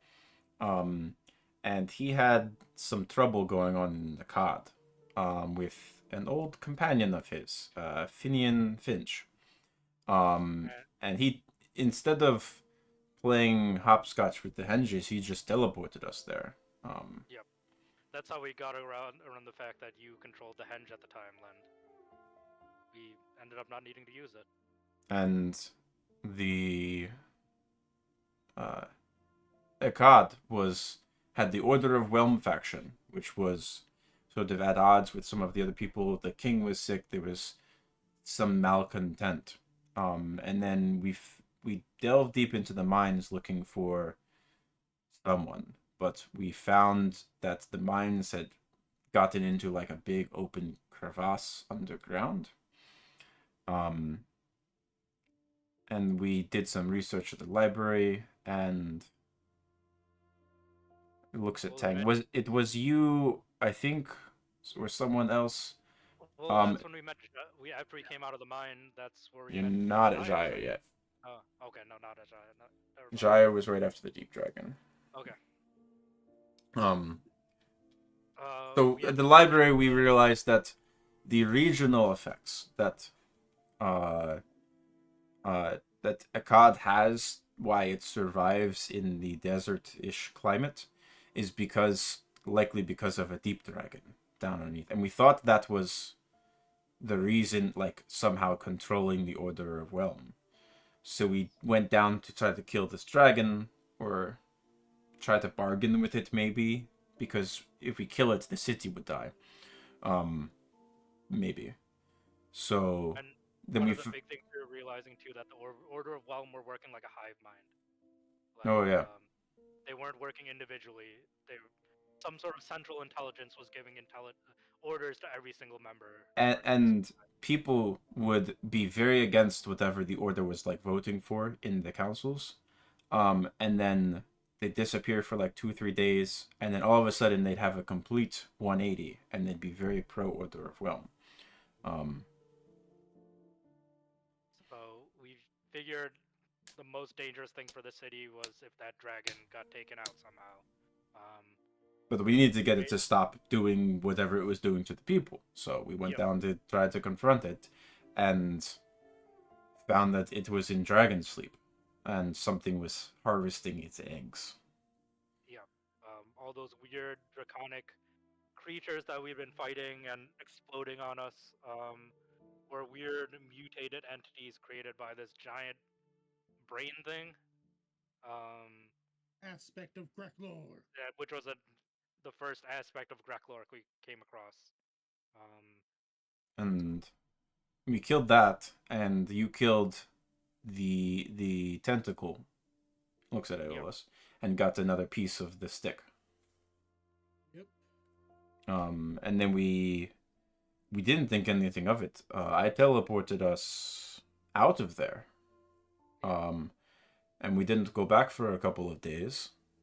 And then when we get back, we realized the city was in full-blown civil war. It was oops moment.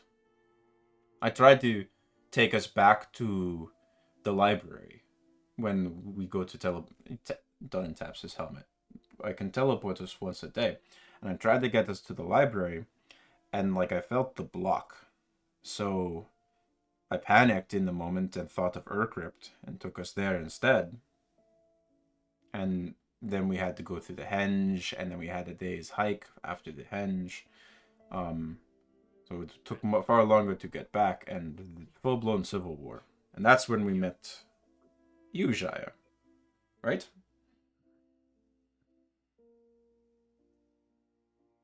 She found her phone. Yeah, I was definitely with you for the Deep Dragon. Were you? Mm-hmm. I'm blank. That's my bad. Sorry. Yeah, because I thought we met Jaya in the inn we stayed there, because the. Oh yeah. Because she was in her. Oh library. yeah. You're right. Yeah. You're right. I'm wrong.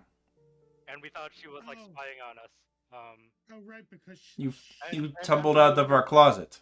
Yeah, and then we used the library to find out more about deep dragons. Yeah. And Jaya wanted to break into the big library.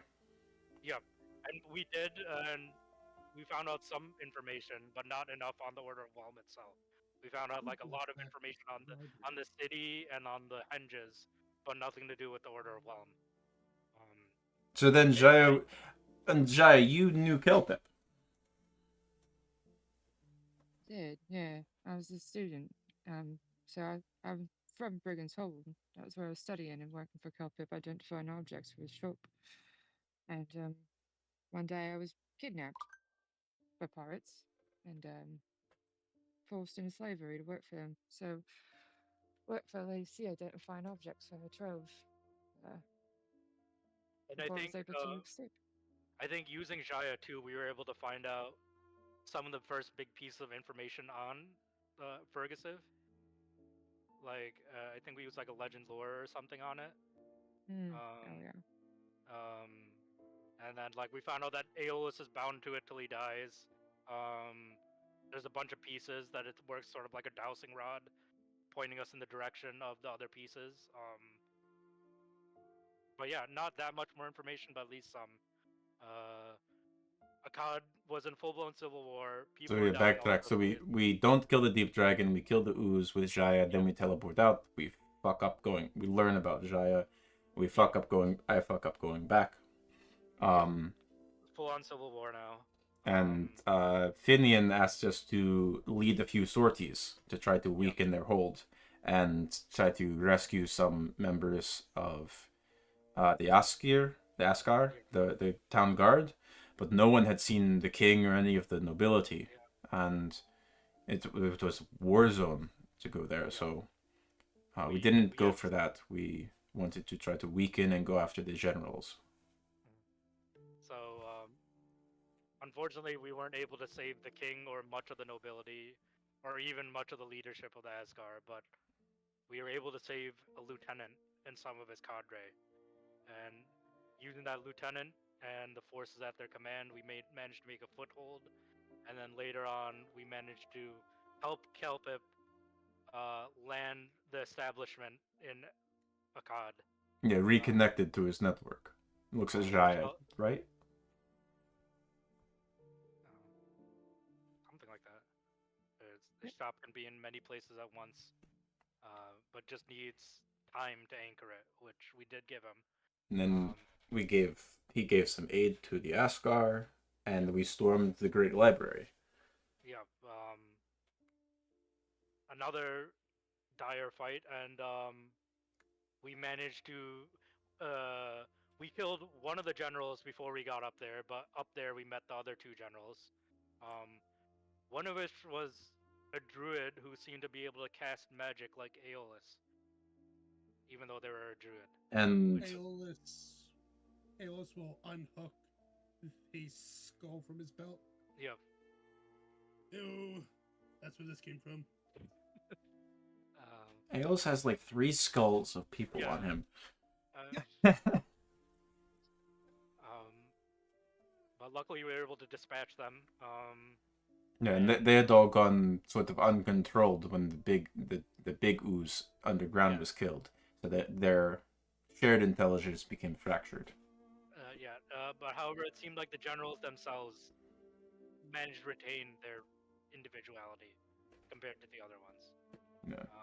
But saved sort of Akkad, and that's when we learned that your ring, the ring of that you had gotten from the crazy halfling with the hags, that had been cursed by the hags, which I've now lost. So that crazy halfling was likely the attendant of the crown prince, who was assassinated, and the symbol of his royalty, which was the ring, was stolen. And the ring would be necessary, or it would be seen as a very good omen for whomsoever is elected to become the new king. Yep. So, at least for me, it means that I have to kill another dragon in less than 6 months. So, I hope you guys will help me with that. So then we went with Akkad was saved. So then the rod was pointing to Brigand's Hold. Yep. And Dunnan turns to Jaya to take it over.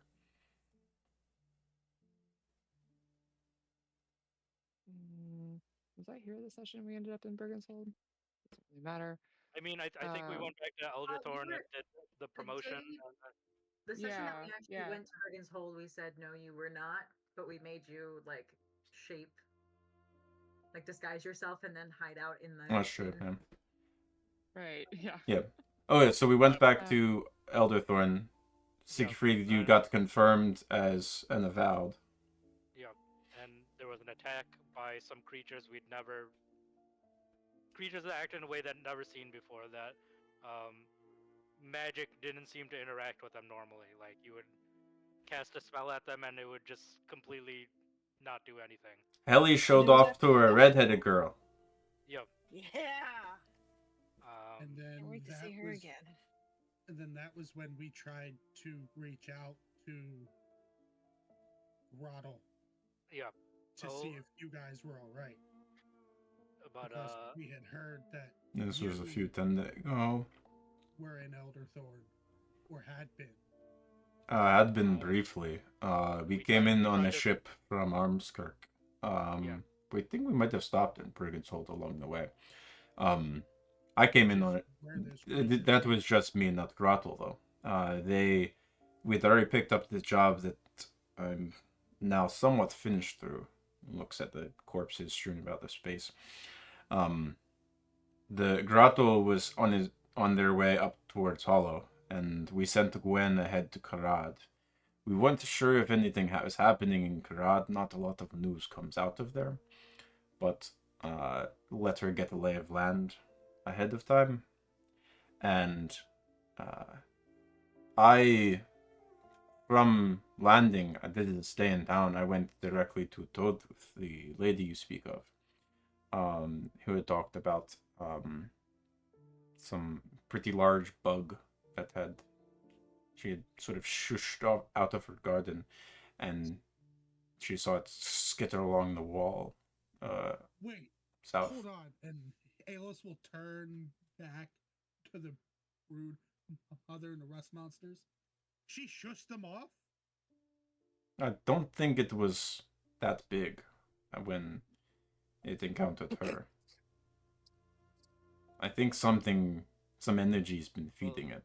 I don't think. If you think about it, I don't know. trying to push something that large through a portal takes a lot of energy, so I imagine She didn't it say had it to came be through the something. portal. She just said it showed up in her garden at one No, I point. mean, not portal, but these breaches. To, Oh, to squish something that big through a breach is probably takes a lot of energy, so I think it grew technically once it's, it got here. yeah, The way that she described it was maybe about twice as long as these little guys. He points at the large ones that you guys have recently killed, the adolescents. it makes sense they would try and push something small and then have it grow. But like so I started thinking a bug crawls on stone walls, probably going to find a hole in a wall. Mines. And that took me down to dwarf lady. And she sent me along to that. But I think I must have missed you. So Dunn and Shimes are back in. Yeah, so we killed the things in town, and that's when we decided to try to figure out this rod thing pointing to Brigand's Hold. So after getting some knowledge from Jaya and making sure we disguised her the best we could, we went through and we basically realized that the entire town was working for the Marauders, basically, like The Devil's Buccaneers. the Devil's Buccaneers. Where you either were part of the Buccaneers or you weren't, and if you were part of the Buccaneers, you had privileges other people didn't, and if you weren't part of the Buccaneers, those privileges could be used against you at any time, without any sort of recourse uh, to fight back, because then they would literally take your arm. Um, so Anyone else can chime in also. You don't have to let Siegfried do everything. Siegfried's pretty good at talking. He's pretty good, and my memory is absolute shit. So go for it, Steve. Sure. And then we met the crazy old dude. Yeah, we were trying to track down people who might have grudges against. I keep forgetting her name. The pirate. I keep calling her the pirate queen. Lady C. What? You all spoke at the same time. Lady C. Lady C. Okay. So Lady C was the one, as far as we were, the one that enslaved Jaya in the first place. So Jaya had a pretty big grudge against her, but we also didn't want to directly fight her because if she realized that me and Aeolus were part of Elderthorn, it might literally result in a war between Brigand's Hold and Elderthorn because she was effectively the head of state. So he also practices with blood magic. Now the third person, it was Aeolus, the druid, now Lady C, who all seem to, and also one of the elves, right? All seem to use some kind of blood magic. One of the twins? No. One of the twins. No, okay, I'm misremembering then. Just why I'm not saying anything. So Yeah. I won't So remember that shit. we tried a lot of different avenues, but we only really had 2 solid connects in the end. One was a crazy old mage whose arm had been chopped off by the Buccaneers for some sort of slight he did to them in the past, and then another one, a thief who had also crossed the Buccaneers and lost a treasure that he was desperately trying to bring back. And everyone thought he had tried to break in and gotten sort of halfway Yeah. through his teleport and got trapped, like in between, Yeah. when he tried to break into the keep. But it turns out that was when he was trying to escape. He had successfully got in, found the vault, gotten inside the vault of the keep, and found it empty, which was weird. Along with that evidence and the fact that Ferguson kept pointing to the keep and then pointing away from it, like it was flickering in and out of this plane, we realized that the Lady C's treasure might not be in this plane or accessible like that. So we learned, Jaya learned that in her library. Yeah. About the negative ethereal, the space between spaces that is used to teleport. It's why we all feel squeezed when we use my hat. But it's very dangerous to be in that space. Yeah, that mage had been talking to us about the shadow ethereal, but we all, up until that point, thought it was too. First, we weren't sure if he was just crazy. Second, it seemed really dangerous. However, talking to the thief, we realized that was probably our best shot because literally everyone else in this town was working for Lady C, and so he teleported us in, or shifted us into it, and some sort of weird plane shift spell. And the environment was super dangerous to us. And we can't teleport inside of it, so we had to walk, and then we encountered weird undead and stuff. To which Tang and Unin annihilated everything in our path until we got to the keep. Dunin smiles proudly. And then, we all had to sing in front of a door, some better than others. There was an illusion hallway, which we thought we were walking down, but we weren't making any progress. And then the sequence door, the vault, that took forever, and we inadvertently triggered that weird creature to attack us, and that's how Jaya got her mace that she carries. And we found the other piece of Vergisiv. And the red gemstone that the thief wanted in exchange for his information and help, and a book with a tongue stapled to the front of it that the crazy old man wanted. That was the price for them helping, was us getting things out of the vault for them. Unbelievable treasures there in addition to that, but we figured we'd set the alarm, and we were right, as a bunch of members of our party were marked by some sort of arcane symbol.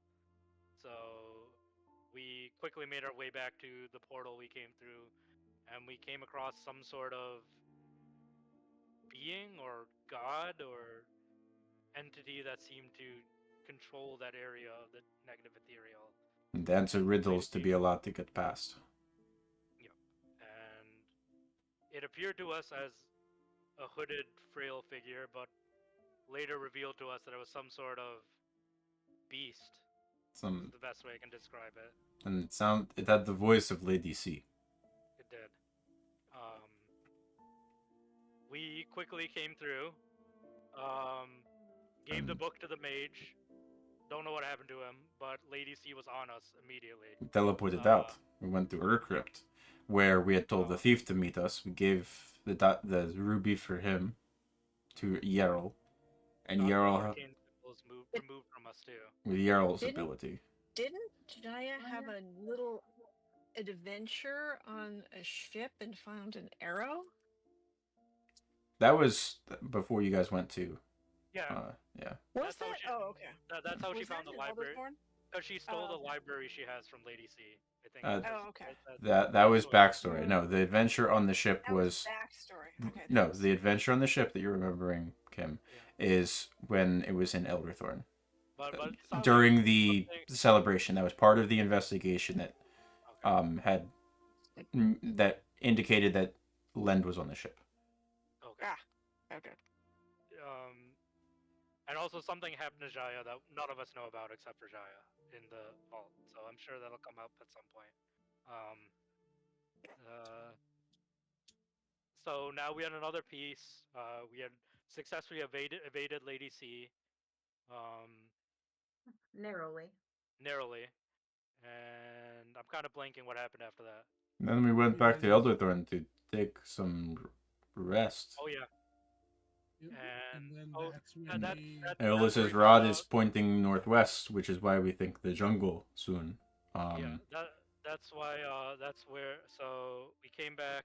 We learned about the spies from Lady C's we ship's started logs. investigating the ODMC.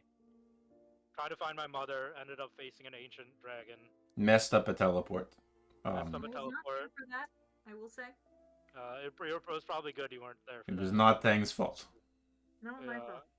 It was slightly Tang's fault. I lost the ring, but we survived, and we didn't lose Vergasiv, which was we were I- dangerously close to doing.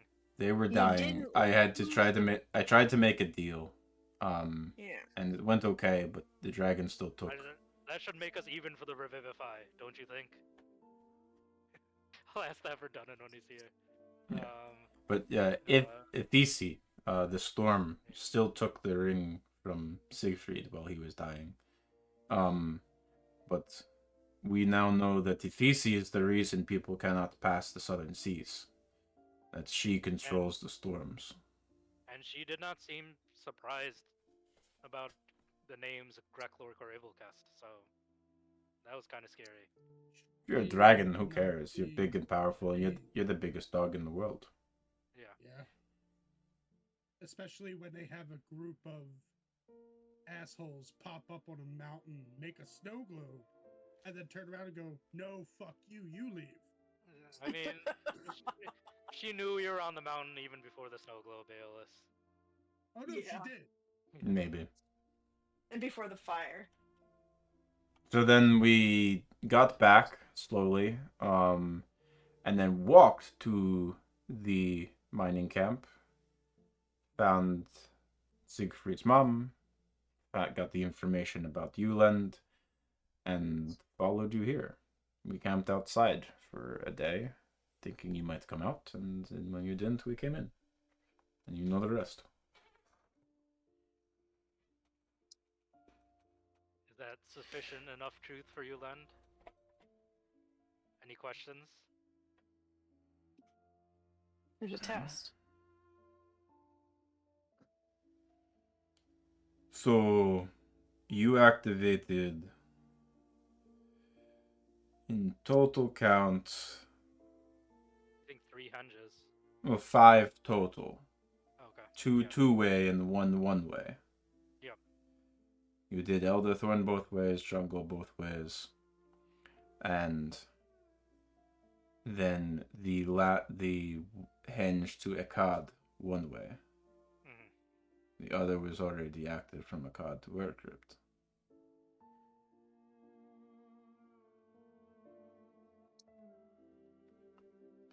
Which ones did you activate? The one to Hollow? No, not to Hollow. We did Karad both ways.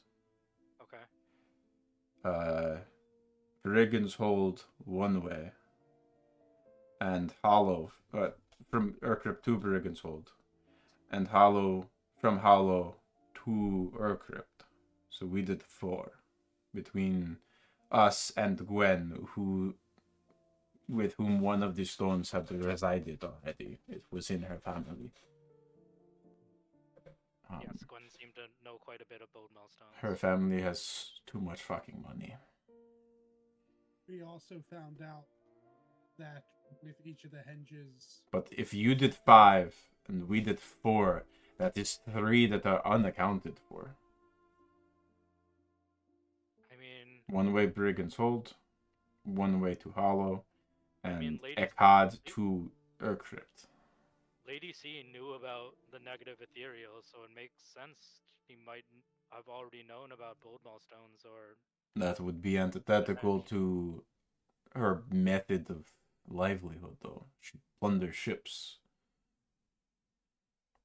Why get on land and do things? I don't. Does it really matter where she plunders? I mean, You can't. Plunder's plunder.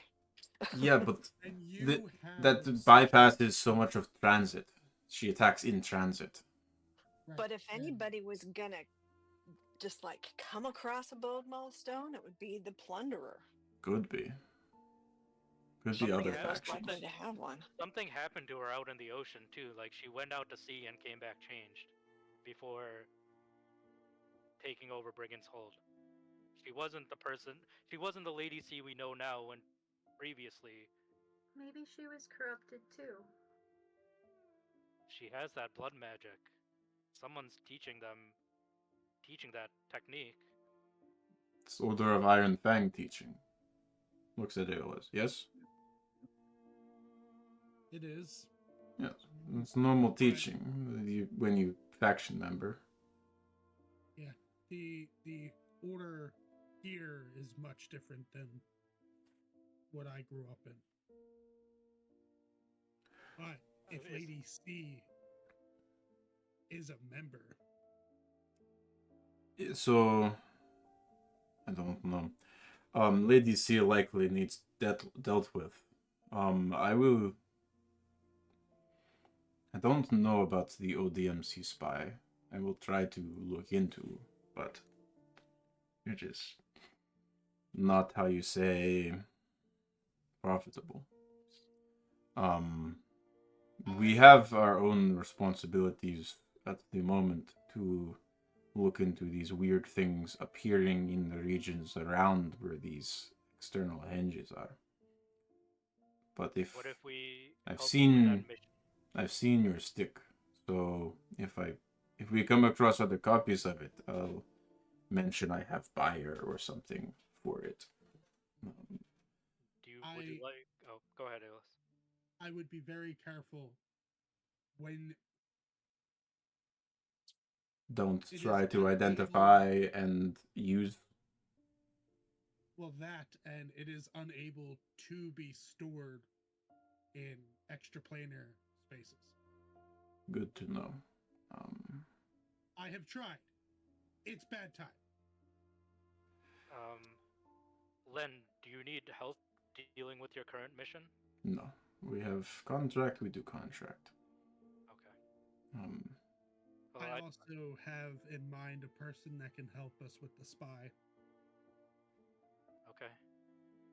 But I think our next objective might be finally tracking down Windrunner, Aeolus. Windrider. Windrider. That She's a Not- member of your. She's a member of your order, right? A Oh. higher member. I have not seen this Windrider you speak of. You said she went up towards Hollow. Not seen. Probably She went to the was- henge, I think. Henge was not active. We activated that henge after the dragon fight.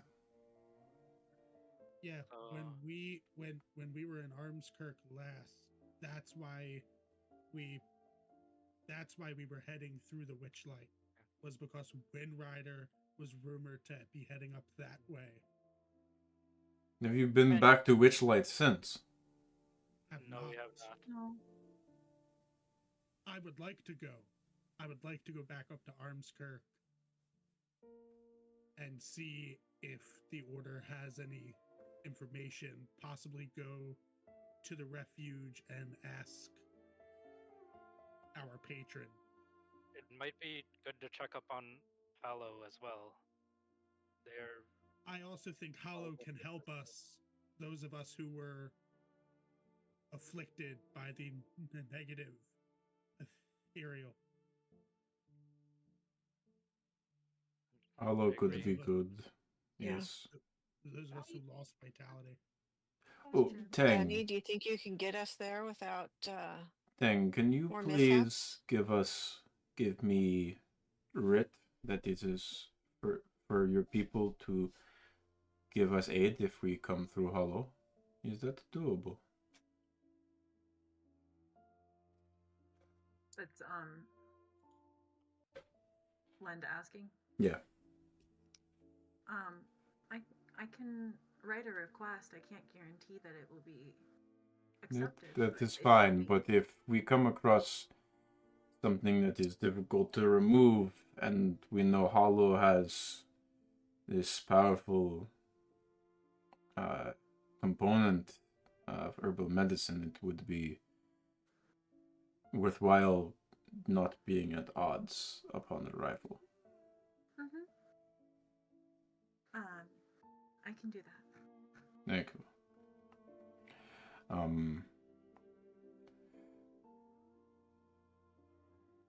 I have associate who sort of known for a little bit, maybe scouting for death deniers. I feel might not be right for us, but touch base with them. They might be able to help you. Contract we have only pays for 3 people anyway, so. Who's this contact? This is not Lend glaring at you through the computer monitor. This is Spencer glaring at you through the computer monitor. And I also have. Go ahead, Aeolus. Sorry. Is your contract through the Iron Fang? Yes. Okay. We have good relation with Iron Fang. Mayor of Armskirk don't like us. Last job we did 2 years ago for Iron Fang was expose Mayor's corruption scandal. He put a mark on us for years. They're probably still there. I heard he spoke badly about us to the Shield Meet. They definitely did. Iron Fang still does business with us, but well, if it makes you feel any better, someone tried to convince us that all these problems with the henges were part of the deniers, so they were definitely slandering you. And if it makes you feel he glances at Dunnan. any better, we've put your name in a positive light as of late. The contract with Blackburn Watch is there if you still want it. Storm Surge hasn't rescinded it. Which contract? Remember, I offered Grottle after our last encounter that if they wanted legitimate work out of Elderthorn, the Watch was willing to work with them. We even offered an official contract, but she said maybe and never responded. I also think we never got the clearance to offer that contract. No, we did. It was Storm Surge. Siegfried specifically asked Storm Surge, and Storm Surge said yes, as long as I took responsibility for it. It's also possible you don't pay well enough. I mean, this is true. I mean, we did help you get a Blood Stone. I mean, historically, that's not true. I mean, we would have been fine. Yeah, honestly, we were just going to sneak in. That was our thought. Until Loudmouth and Grottle started fighting. Well, at least I think we can agree to the fact that together we've been able to accomplish a lot. We get paid a lot. We're good at what we do. Gwen's family could afford us. Not many other single families could afford us. This isn't a single family, though. It's an entire settlement. Who is not as rich as her family. I'm taking it. You pay us 10,000 silver? We can. It'll take some time to get the money together, but I can put in the request. Or the Iron Fang. Just slowly turn to Siegfried, like, where the fuck's this money coming from? Well, Siegfried's talking about Blackburn paying that. Yeah, I'm talking about Blackburn. I'm saying, I'm sure that you've proven time and time again that you are valuable assets. Storm Surge understands we're in a desperate position. We can't trust people from other cities. I bring it to Grotto when job done. If you think you can pay our fees, well, or Blackburn pay fees, maybe they pay fees. I'll I'll be in touch. So 10,000 silver is 1,000 gold, right? 1,000 gold. Yeah. Yeah, and then 100 platinum. 100 platinum. Yeah. It is not cheap. Yeah. Ken That has a single diamond that is worth that amount in Yeah. her inventory. that could be like a month's take of like the amount of total money that changes hands in the entire Towther of Elderthorn. It is a lot of money. Yes. I'm not saying it's Yeah. yeah. I'm not saying it's easy, but at least now we have a target. Yeah. And Hold on. Context, Naz. I run everything off of silver pieces instead of gold pieces. So, instead of getting paid 100 gold, you get paid 100 silver. And most prices are just shifted down one cycle. Okay, makes sense. Because Well, it I makes more do sense have to a- have a coin that's worth 100 of the base level as opposed to having one coin that's worth 10 of the base level. Then how about this, Len? You being such a profit-oriented person, how much is access to Hollow's healing capabilities? Will that shave off the price a little bit? I turned it We- 10. I honestly do Better not think deal. But we should barter that if there Yeah. is not your price to sell. No. Mhm. I was thinking, yeah. You see, Len, we have morals. Morals get in the way of money. Exactly. This is why Loudmouth here doesn't want to work with us anymore. Well, And it's okay. It wasn't profitable for me to save you from a crystallized crab, but I still did it. okay. Yeah, it's been profitable for you now. You're not dead. So let's I helped you kill Dragon. Ooh, dragon. Would you take a contract for an ancient dragon, Len? You specifically, Me specifically by myself. with us. We would take contract with Ancient Dragon. Not me by myself. Grotto and Gwen are useful. So if I get you 10,000 gold, 10,000 silver, you would help us with that. I believe so. Probably also share of hoard to be recovered, if any, but yes. As long as I get back what I want, that's fine with me. The ring. Yes, that's fine. Exactly. Unique things tend to have and develop very strong feelings in individuals. Such as stone, which is why we find it and use it immediately. Ring. You get more enemies by taking and hoarding unique things. Rare, great. Rare, good. Because it's not one of one. Unique is a dangerous game. He opens up his tunic, and you can see about from the bottom inch of his neck, and then down over his body, is where his dark skin goes down to that point, and then there's this very thin sort of delineation before his skin looks like it just becomes like it looks like it is made out of molten bronze instead. Bronze skin. He takes out an arrowhead from his bag and just sort of taps it, and you hear the metallic clink. Rare, not unique. Understand. Oh. Well, I'll be in touch about the 10,000 silver. And be in touch about dragon. Dragon sounds fun. Another dragon sounds fun. Make a thing of it. You find dragon, we help you kill dragon because you can't do without. Yeah. Just to be clear, he's saying that they would kill the dragon for a share of the horde. They will help kill the dragon for Oh, the okay. price and the share of the horde. Yeah. Okay. That makes sense. He's Alright. also making a dig at Dunnan as he does so.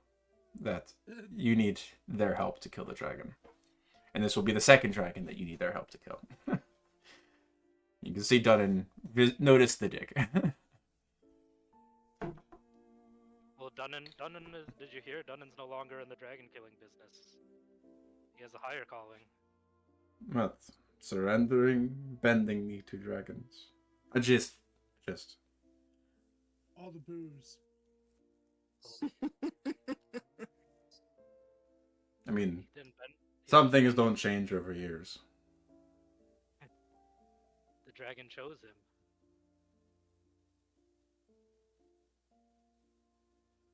As a worthy opponent. And if he chooses the dwarf,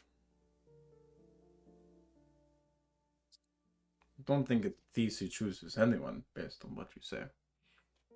It's not the only dragon out there.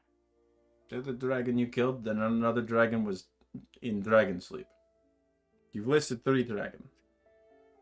Yeah, the one in Akkad. It chose Dunnan. It was sleeping, you said. By choice. Didn't think that the problem around it was enough to wake up. Make me an Arcana check. I'm gonna roll this with a luck point. Sure. Advantage. These rarely work out for me. Siegfried's over here like, no, I'm talking to Conan right now. 17. You don't know what dragon sleep is. No. Yeah. So yeah, your story sticks so far with what you said as well, and beliefs. Dunnan chimes. It's nothing. That's not important. Well,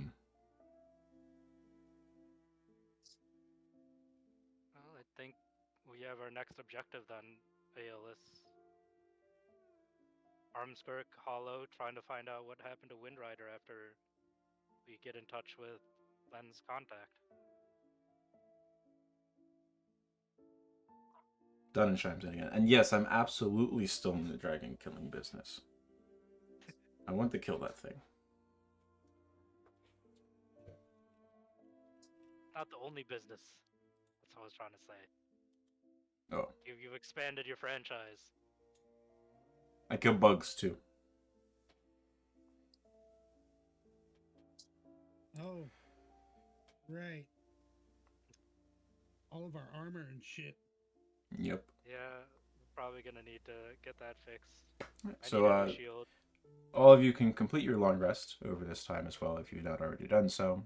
We can re-prepare your spells.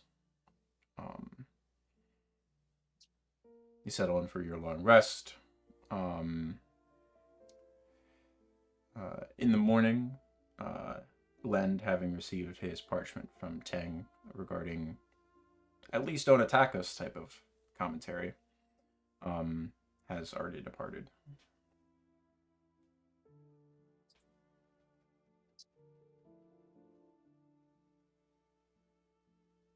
So, head back to Elderthorn. Yep, let's see how we can get this armor repaired. What I think things are currently very close to being broken that are the highest priority to fix? Dunnan's shield is down. He's got 1 point left. Who else? Aeolus's armor is damaged. Helleras's armor is damaged. Yeah, No, Helly's everything's damaged. I feel like the shield for Dunnan is going to be a high priority thing to fix. It's also like Yes. a magic shield as well. Like Okay, a I very am powerful going magic item. to grab Dunnan's shield as we're waking up and getting ready, and I'm going to cast Greater Restoration on it. Using a diamond or your divine intervention? Using a diamond. Okay. Use up the materials.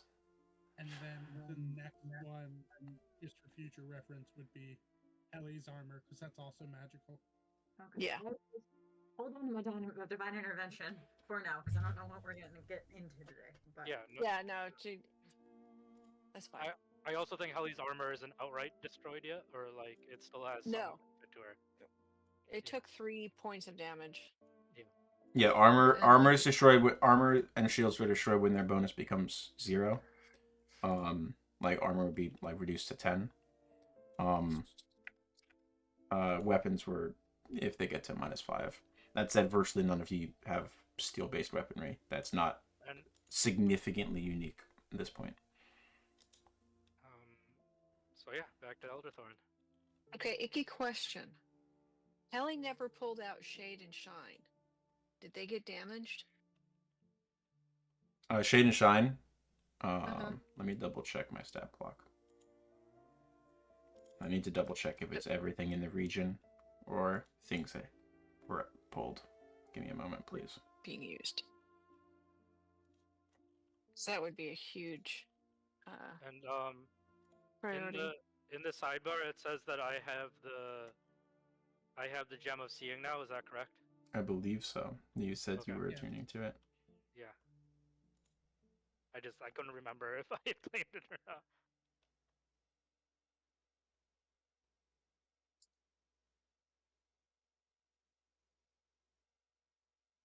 No. So because it was so it focuses a single piece that you're wearing or carrying, and it was degrading your armor at that time. Okay.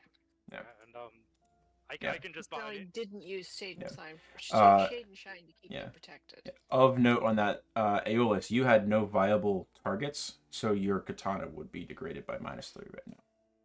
Yes. Because that would have been your only viable target. Yep. Because you had taken off your armor, recognizing the danger, the potential risk. I've got a fantastic AC right now, everyone. I think Dunnan can probably safely teleport back to Elderthorn because we literally just came from there. Yep, you can send everyone back. Oh yeah. Yeah. Easily enough. I think we're going to pick up with you guys returning to Elderthorn next session. Yeah. With you also That sounds good. meeting the contact of Lend, who is sent to Elderthorn to rendezvous with you. Oh, I hope Anastasia managed to keep up with that fever dream of a story. Don't feel bad because I'm playing it and I still can't keep up. So I think I have 6 pages of handwritten notes that I'm going with. It's going great. It's great. I definitely am guessing on a lot of spellings that weren't. There are a couple names and Yeah. Yes. that were not mentioned in the story so far timeline that I have no idea if it's a D, a B, or a G being said at any given moment. So I might. I'll follow up later with that. But Yeah. that was extremely useful as a way of kind of hearing the story from your guys' perspectives. Yeah. That was very fun. Yeah. And Jaya got a more comprehensive story at this point as well than just picking up bits and pieces. Yeah, because Jaya just kind of dropped in, and then it's just been like civil wars and negative ethereals and Always a more terrorist pressing attacks. issue, yeah, than a lore drop, unfortunately. So Yeah, so we never really had a chance to catch you up.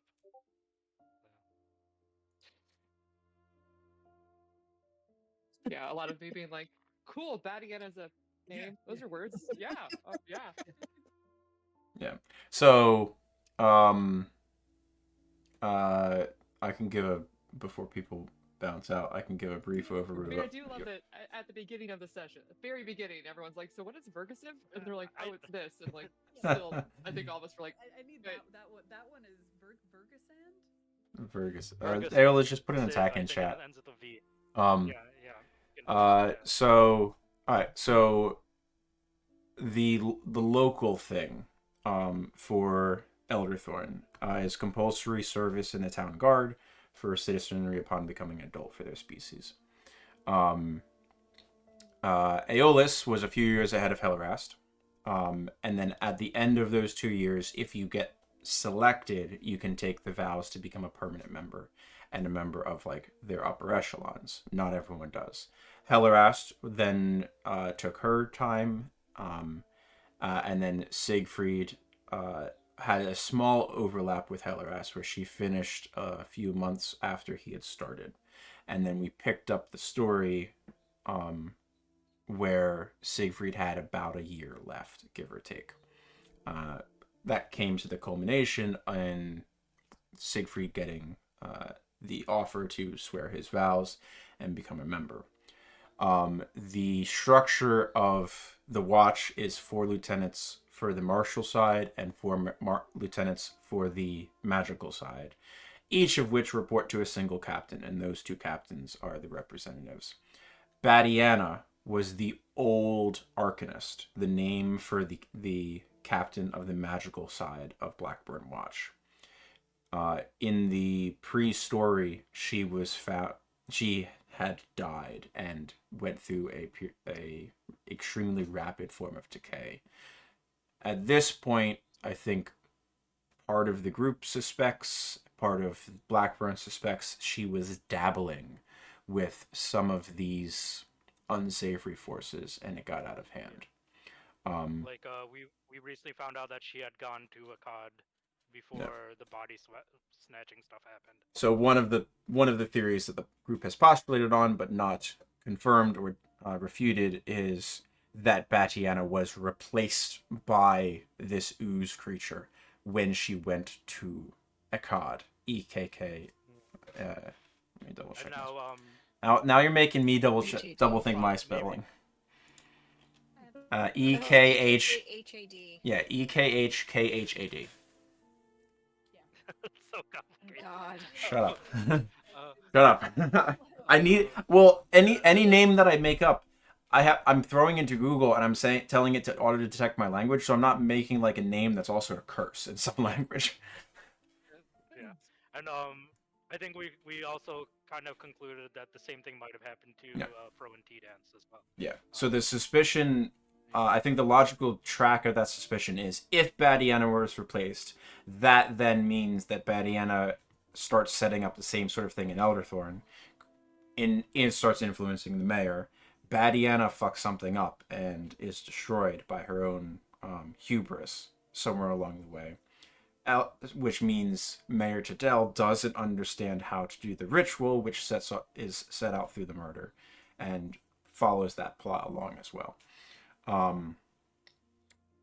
So that's how Blackburn is set up.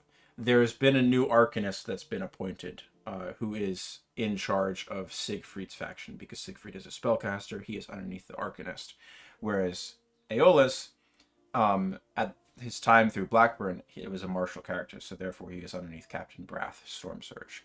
That's just Elderthorn.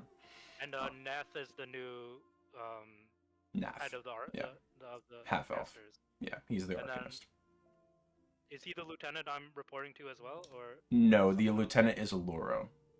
Oloro. Okay, but Oloro. He looks like a half elf. He looks like a half elf. You're not sure if he's a half elf. He has a very. He's got an interesting sheen to his skin that doesn't seem right for a half elf. Nath is just a regular elf. Nath, I believe, is an elf or a half elf. Okay. Something like that. Whatever. I think I was getting them mixed up. But yeah. At this point, to everyone's recollection, virtually all of the henges of which anyone knows have been activated with bone stones and have been opened. The previous deal that Yerl has set up, which wasn't covered, where whoever activates the henge gets to dole out permissions and stuff like that, is gone. Now everyone just pays a toll when they use it, because everyone has to come through Urcrypt anyway. It makes logical sense for that to be the spot of a toll. So for him, it's a way to help rebuild Urcrypt, bring money into the town, attract merchants and things like that. Because if someone is coming to Urcrypt to spend money, or they have to pay a 50 silver toll for them to come through, and maybe another 100 silver for their donkey, they're going to spend a lot of money in town to make that trip worth it. So he's been rebuilding Urcrypt quite a lot. What other things? And then the group of us forwarded anything we would earn from the tolls to Elderthorn. Correct. Part of the toll goes to, in theory, who's ever activated the thing. He's keeping some of it because he's controlling it. He's taking a little bit of a, hey, I'm doing stuff, you're paying me to do stuff. As he should. Yeah. So, does anyone have any questions on the history up until this point? The story, gaps that you've not been sure about that I can try to address? Did we tell this whole story of the creatures in the festival just a few weeks ago? You did. Yeah, I that think was Like, so, that was yeah. covered. okay. It was We suspect that they might be from the negative ethereal, like the mind flayer and yeah. creatures we met there, but there's no You conclusive evidence. Kelpip ascertained that there was some type of magical, like a baleful curse placed upon them. That at a certain point, no matter what they did, their destinies were stolen from them. Where it was inevitable that it all converges on a single point, and that twisted them into these weird monstrosities that that tried to steal the fates of others around them, because their own fate had been stolen from them.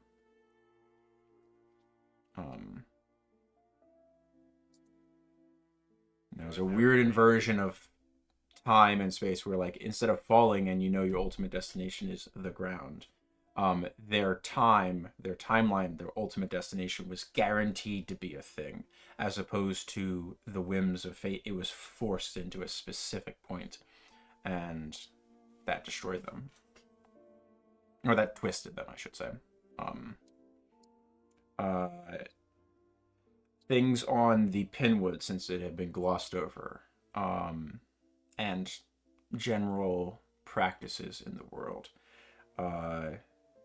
People don't inter their dead typically, at least in the present day. They would have in centuries ago, but Elderthorn specifically, if you are of good standing when you pass away and had a good life, you'll be burned on a pyre and set afloat. If you are of middling standing, good and bad in your life, you are not burned, but you are thrown from your corpse is thrown from the Thornridge Bluff cliffs to be returned to the sea to feed and hopefully allow your spirit to come back and reincarnate and live a better life, but nourish the schools of fish and crabs and marine life that Elderthorn relies upon for part of its sustenance. And if you are a criminal or you led a terrible life, your body is dragged into the Pinwood, where the curses for known history, the pine trees exude an ichor-like sap, which has a ferrous effect on axes. So it has not been a source of lumber because it's too costly to cut down a tree, when every tree also costs you an axe. So those bodies are dragged into the Pinwood behind a donkey, which is then killed with the fresh scent of death to attract predators and scavengers to feast upon your corpse. And your spirit is left trapped in the Pinwood, in the understanding that way it can never wander back to Elderthorn and be reincarnated and wreak havoc or crime upon the people again. A lot of it's all superstition and stuff like that. They found a zombie named it Frank, and they were like, "We're pretty sure this is Frank from that got executed 10 days ago. We're not sure." That's where they're getting Frank. We also kind of found out that entity, Evilcast, that one of the two entities we've been dealing with, has like a very innate connection to the bluffs specifically. Like Thornridge Bluffs. Yeah. That area of the Pinewood where people get thrown into the ocean. Yeah, aspect of it. The Evilcast, not Greklork. Evilcast. Yeah, not Greklork. We didn't know about Greklork. We don't know where Greklork is specifically connected to or not, but Evilcast seems to have a very specific connection to the Pinwood and the Bluffs. Every time you've encountered Evilcast, it's been something concerning seawater or water in general. It's been crustaceans, it's been hardened shelled creatures, the needle monster, the crab. There's been that running theme through Evilcast. And then Greklork, on the other hand, was is the like ooze. the body snatching. Yeah, was the ooze and the body snatching and stuff like that. Eolus has had a vision of Evilcast. Yeah. That he guesses. I'm going to move everyone to the map also real quick, just so I can cover this. And I was gonna get to see the map. The hedges are marked. The square one is Urcrypt in the center. The map was one of the things that was successfully stolen from Lady C, a proper world map. The mountain range in the center of the continent is known as the Cloud Spine Mountains. Tang got blown through/over some of them through a vicious storm. That's how she ended up in the jungle on the eastern side of the map, where that hinges roughly. And those 3 lonely mountains that are sort of separated from everything. The mountains are broadly considered to be virtually impassable terrain. They extend all the way to the south and virtually all the way to the north. So trade from Elderthorn, I have trade routes marked on this, do not traverse that southern ocean because of storms, which the group now has learned is because of Ithisi.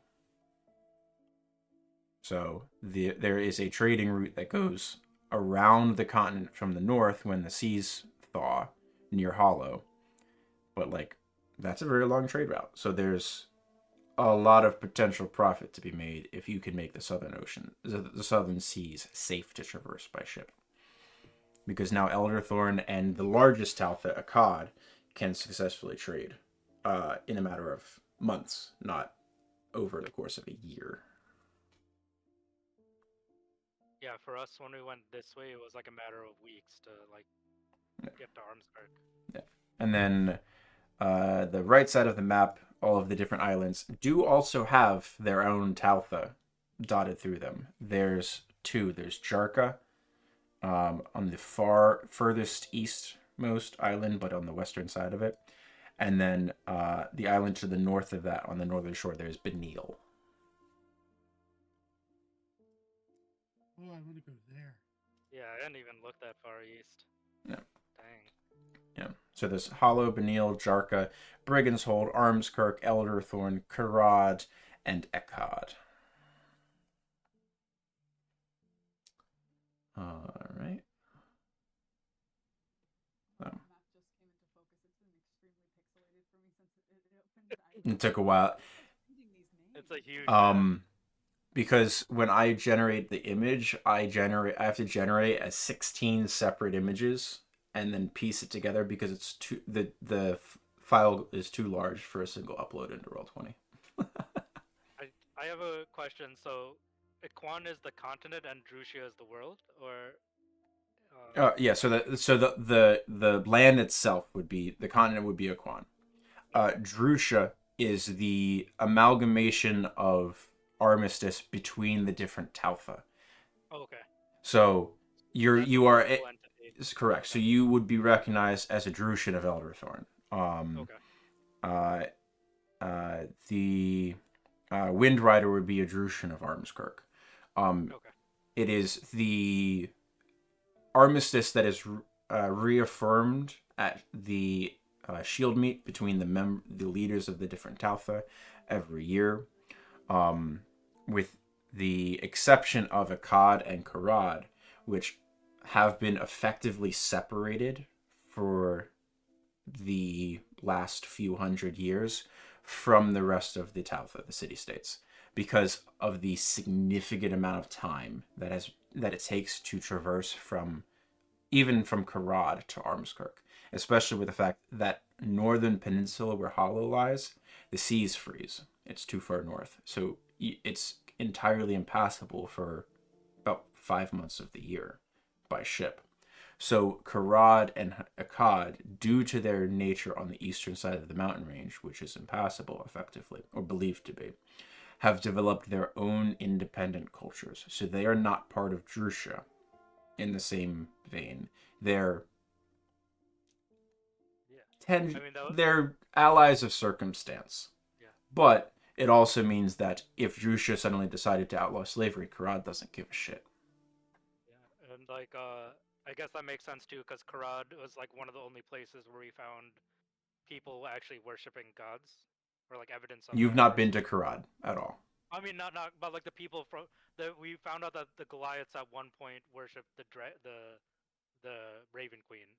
We didn't go to Karad, but you found you found people who were worshiping Yeah. They weren't. the mummies They who weren't. were clearly members of this temple when it was still a temple. Yeah. And was I misremembering? The mummies weren't obviously Goliaths, or were we not able to tell? No, they were not. There was Okay. giants. There was a storm giant mummy that you fought. Okay. Okay. I had in my head that was Goliath, but it was a storm giant. Okay, that Yeah. makes sense. Yeah, there was a storm giant mummy. And Karad is roughly 50% dwarves. Karad, so Akkad is mostly dwarves. Karad is mostly Goliaths. Jaya hails from Karad.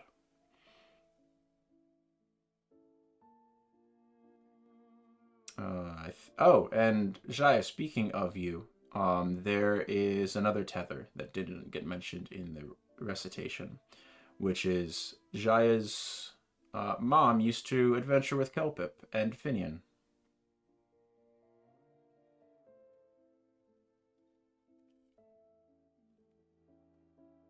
Oh, right. Yes, a sordid love triangle we had. Yeah. Jaya wants absolutely nothing to do. Surprise! She's actually half whatever Finian is. That frog. Finian is not a frog. I doubt that. He looks like a gnome. You don't know if he's a gnome. Sorry, who is Finian? I don't have that one. Oh, he So- was just a contact of ours in Akkad. He was an old traveling companion of Kelpip, the Arcanist. I shouldn't say Arcanist because that's confusing with Eldercon. He's the magic item merchant that they've been using. And He was our primary contact there. in a different life, Kelpip and Finian were adventurers similar to this cadre. And it turns out that Jaya's mother was one of them as well. And that's how Jaya got the internship, so to speak, to study underneath Kelpip for a little bit because And they were Kelpip friends. did garner himself some respectability. He's now on the Council of Elderthorn as Correct. well. Yeah. So he's not just some weirdo. Yeah. He's our weirdo. You also do not know if he's ever served in in a Blackburn, which No. you also don't know how old he is. There seem to be a few characters that are just You don't know. unbelievably ancient. You don't know Aeolus. I hope so. Oh. That right there is in my head as true. Wick. I mean, we're probably going to be meeting him sometime soon, so you can ask him. I have had really bad experiences with Wick in the past. Not in this game, but previously. So Wick is an old player character of mine that I've rehashed into an NPC. Is he still a knowledge cleric? He wasn't a knowledge cleric originally. He was a life cleric. Oh, life cleric. Okay. Or Arcana. or he was an Arcana cleric in 3.5. Met him at the Fellhold Refuge, right? Correct. Yep. He's in charge of the Order of the Iron Fangs outpost there, which is, because of its remoteness, is used as a place to store more precious knowledge and information than directly in the center of Armskirk, which has a history of being raided by pirates who come up the Sanguine River. So it's with the predilection of Armskirk potentially being burnt down, important scrolls and knowledge are not stored there. What did we meet? Fro and T-Dance's brother in Armskirk or You did. Fellhold Refuge? Armskirk. Okay. Yeah, because you broke into T-Dance's basement, and he Yeah. found you breaking into T-Dance's basement. We had done it without a stealth mission. Red fucking handed. The Yeah. two characters that should not go on a stealth mission. Went That on a are stealth great. mission together. Yeah. You shouldn't take Kelly with you. But yeah. So Wick was a character from that I played in 3.5 in a different time. With Sam in real life, and he had gotten to the point, I think right before that campaign ended or fell apart, where he's casting Lesser Miracle like 4 or 5 times a day for free, which was 3.5's version of Cleric's version of Wish. Yeah. Yes. It actually has a direct analog now in Divine Intervention, which replicates 5th level or lower for free. Wick was when I played Wick in 3.5, I could do that 3 to 4 times a day. And then it's cap out at like 9 or something eventually. This is kind of a meta question, and you don't have to answer it, but That's fine. were the Death Deniers always a part of the story, or was that something Marcus brought in? So he had come up with the idea of the mercenaries that he had left, and I was like, cool, I can use mercenaries. Fantastic. Nice. There's no reason to not include a mercenary company. Yeah. The Death Deniers game. I really like the Death Deniers. They're like one of my favorite parts of the story. No. I just want to know and there's a small enough action that like I can drop them in here and there as like I work on their backgrounds, the background simulation story that they're going through. Versus like where you guys are, I'm like, oh, one of them would be here, would not be here, type of thing. And then you guys started opening henges, so they were sort of dogging your steps for a little while, and they figured out what was going on. And that's power, that's influence, that's money, especially when you can extort people for access to this transportation network. Why not? They're definitely neutral. They're very gray on morals, but they're not like doing like regular. They're not doing like banditry and like raiding towns. They're at least at this point that we know. Banditry is small coin. That's the drawback. Yeah. But, like yeah, you knock off a merchant and you get 100 silver, 200 silver, and or like a traveling noble or something. Get a few silver, but now your company's wanted forever. Not worth it. Yeah. They'll act in their own self-interest most of the time. We should see if we can get the black mark off them in Armskirk. Yeah. So I can get that job from them. Where you can take it as the difference between that and the Devil's Buccaneers, where the Buccaneers and Lady C you can trust to effectively always act in her own self-interest. The Death Deniers mostly will act in their own self-interest. Yeah. Not always. The Buccaneers seem like more of like a pyramid scheme with the Lady C on top. You guys haven't fought Lady C yet. No. I want to. We ran away from her because she seems scary as hell. Yeah, so presently, you're waiting to hear back. So just for next session, especially in Elder Throne. The Optimum Depths Mining Company, the ODMC. You had the individual there, Dr. Zillan Booncraft, who's the representative, told you he was going to touch base with his other representatives and try to figure out a plan for you to try to suss out this mole. Or solve the problem in one way or another. You have an intention of eventually going to Armskirk to talk with the Order of the Iron Fang, potentially up to Fellhold Refuge. And maybe that leads into the Witchlight Marshlands. You have the dragon to dispatch, Ithisi, the Storm, in the Southern Seas, which I'm sure the ODMC would be extremely pleased about having a southern passage open to them. And you have Lady C to ignore, hunt down, dispatch, whatever you want to do. But she is aware that you stole from her. Yeah. Vividly aware that things were stolen. Yeah, I think also for Jaya's sake, we can't ignore her. I very much don't want to ignore her, but also like, we're not gonna come and be like, all right, guys, we gotta go fuck up a whole international village. And then for Naz, because you're not used to how I run my map, the hexes are leagues. Each league is 3 miles. Do we need to tell like Naz what our like specific classes and builds we're going for are? Do you You think can. I have like the general one-line descriptors of each of you. Okay. I think so far that I've gotten from Spencer and Thea. But that's about it. I don't necessarily have much in terms of character that I haven't gleaned from the timeline. Okay, I guess we'll do like a quick introduction again. I have a morbid curiosity to know what Aeolus's one-liner was. Yes. Helly's too. Always Not enough. dead, Not enough needs to be constitution. revived. Not enough constitution. That's the one-liner right there. Squishy. Huh? Squishy and impulsive. But I'll start Is with the oldest member of the group, maybe? Yeah, he's oldest member of the group, is like 4 years older than Halarast at most. yeah. But his hair's gray. But then Bad genetics. But then he got the thing. Then he got his He looks in youstified. my headcanon. He looks like a young Chuck Norris with Wait, white hair. Aeolus did get aged by a specter, didn't you? Yes. So, Yeah.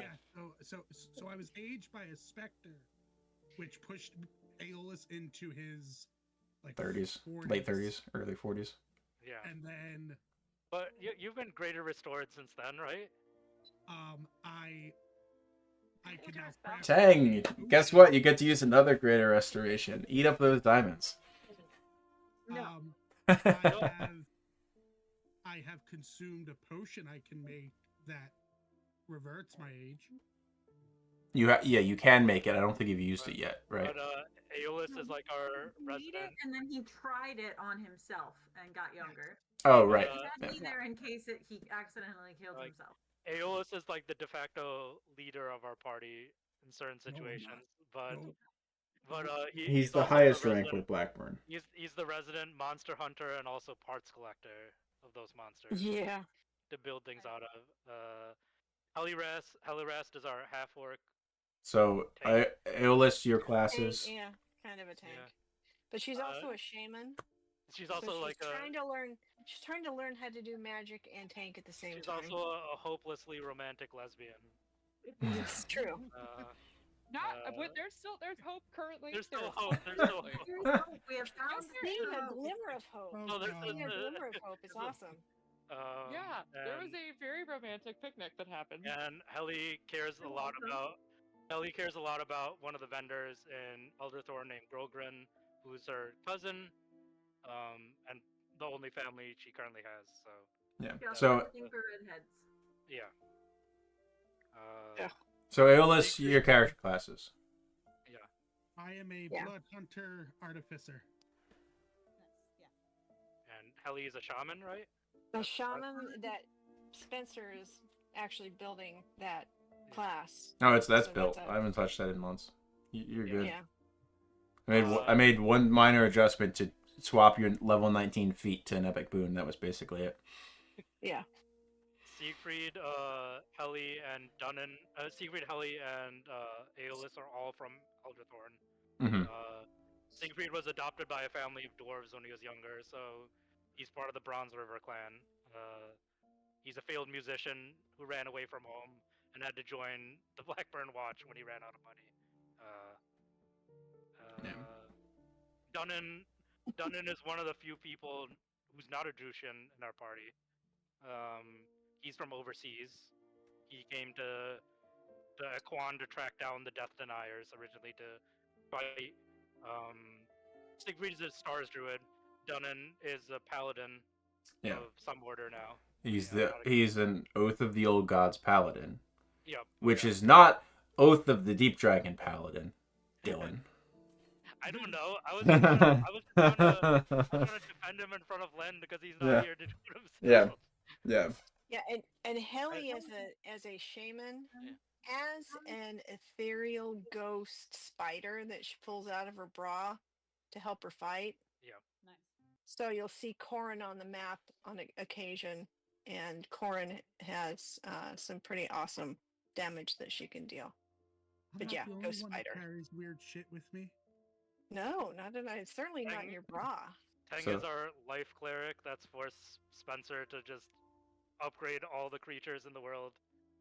Yes. Because I needed motivation to do that. Yeah, of course. Because feel I like wouldn't I feel have. like everything got a little extra lethal when Tang started showing. I'm also the resident party mom. Yeah. Yes, definitely the mom. And then Come on, Jaya, as far as we're aware, is just a Bladesinger wizard, but I don't know more than that. Just.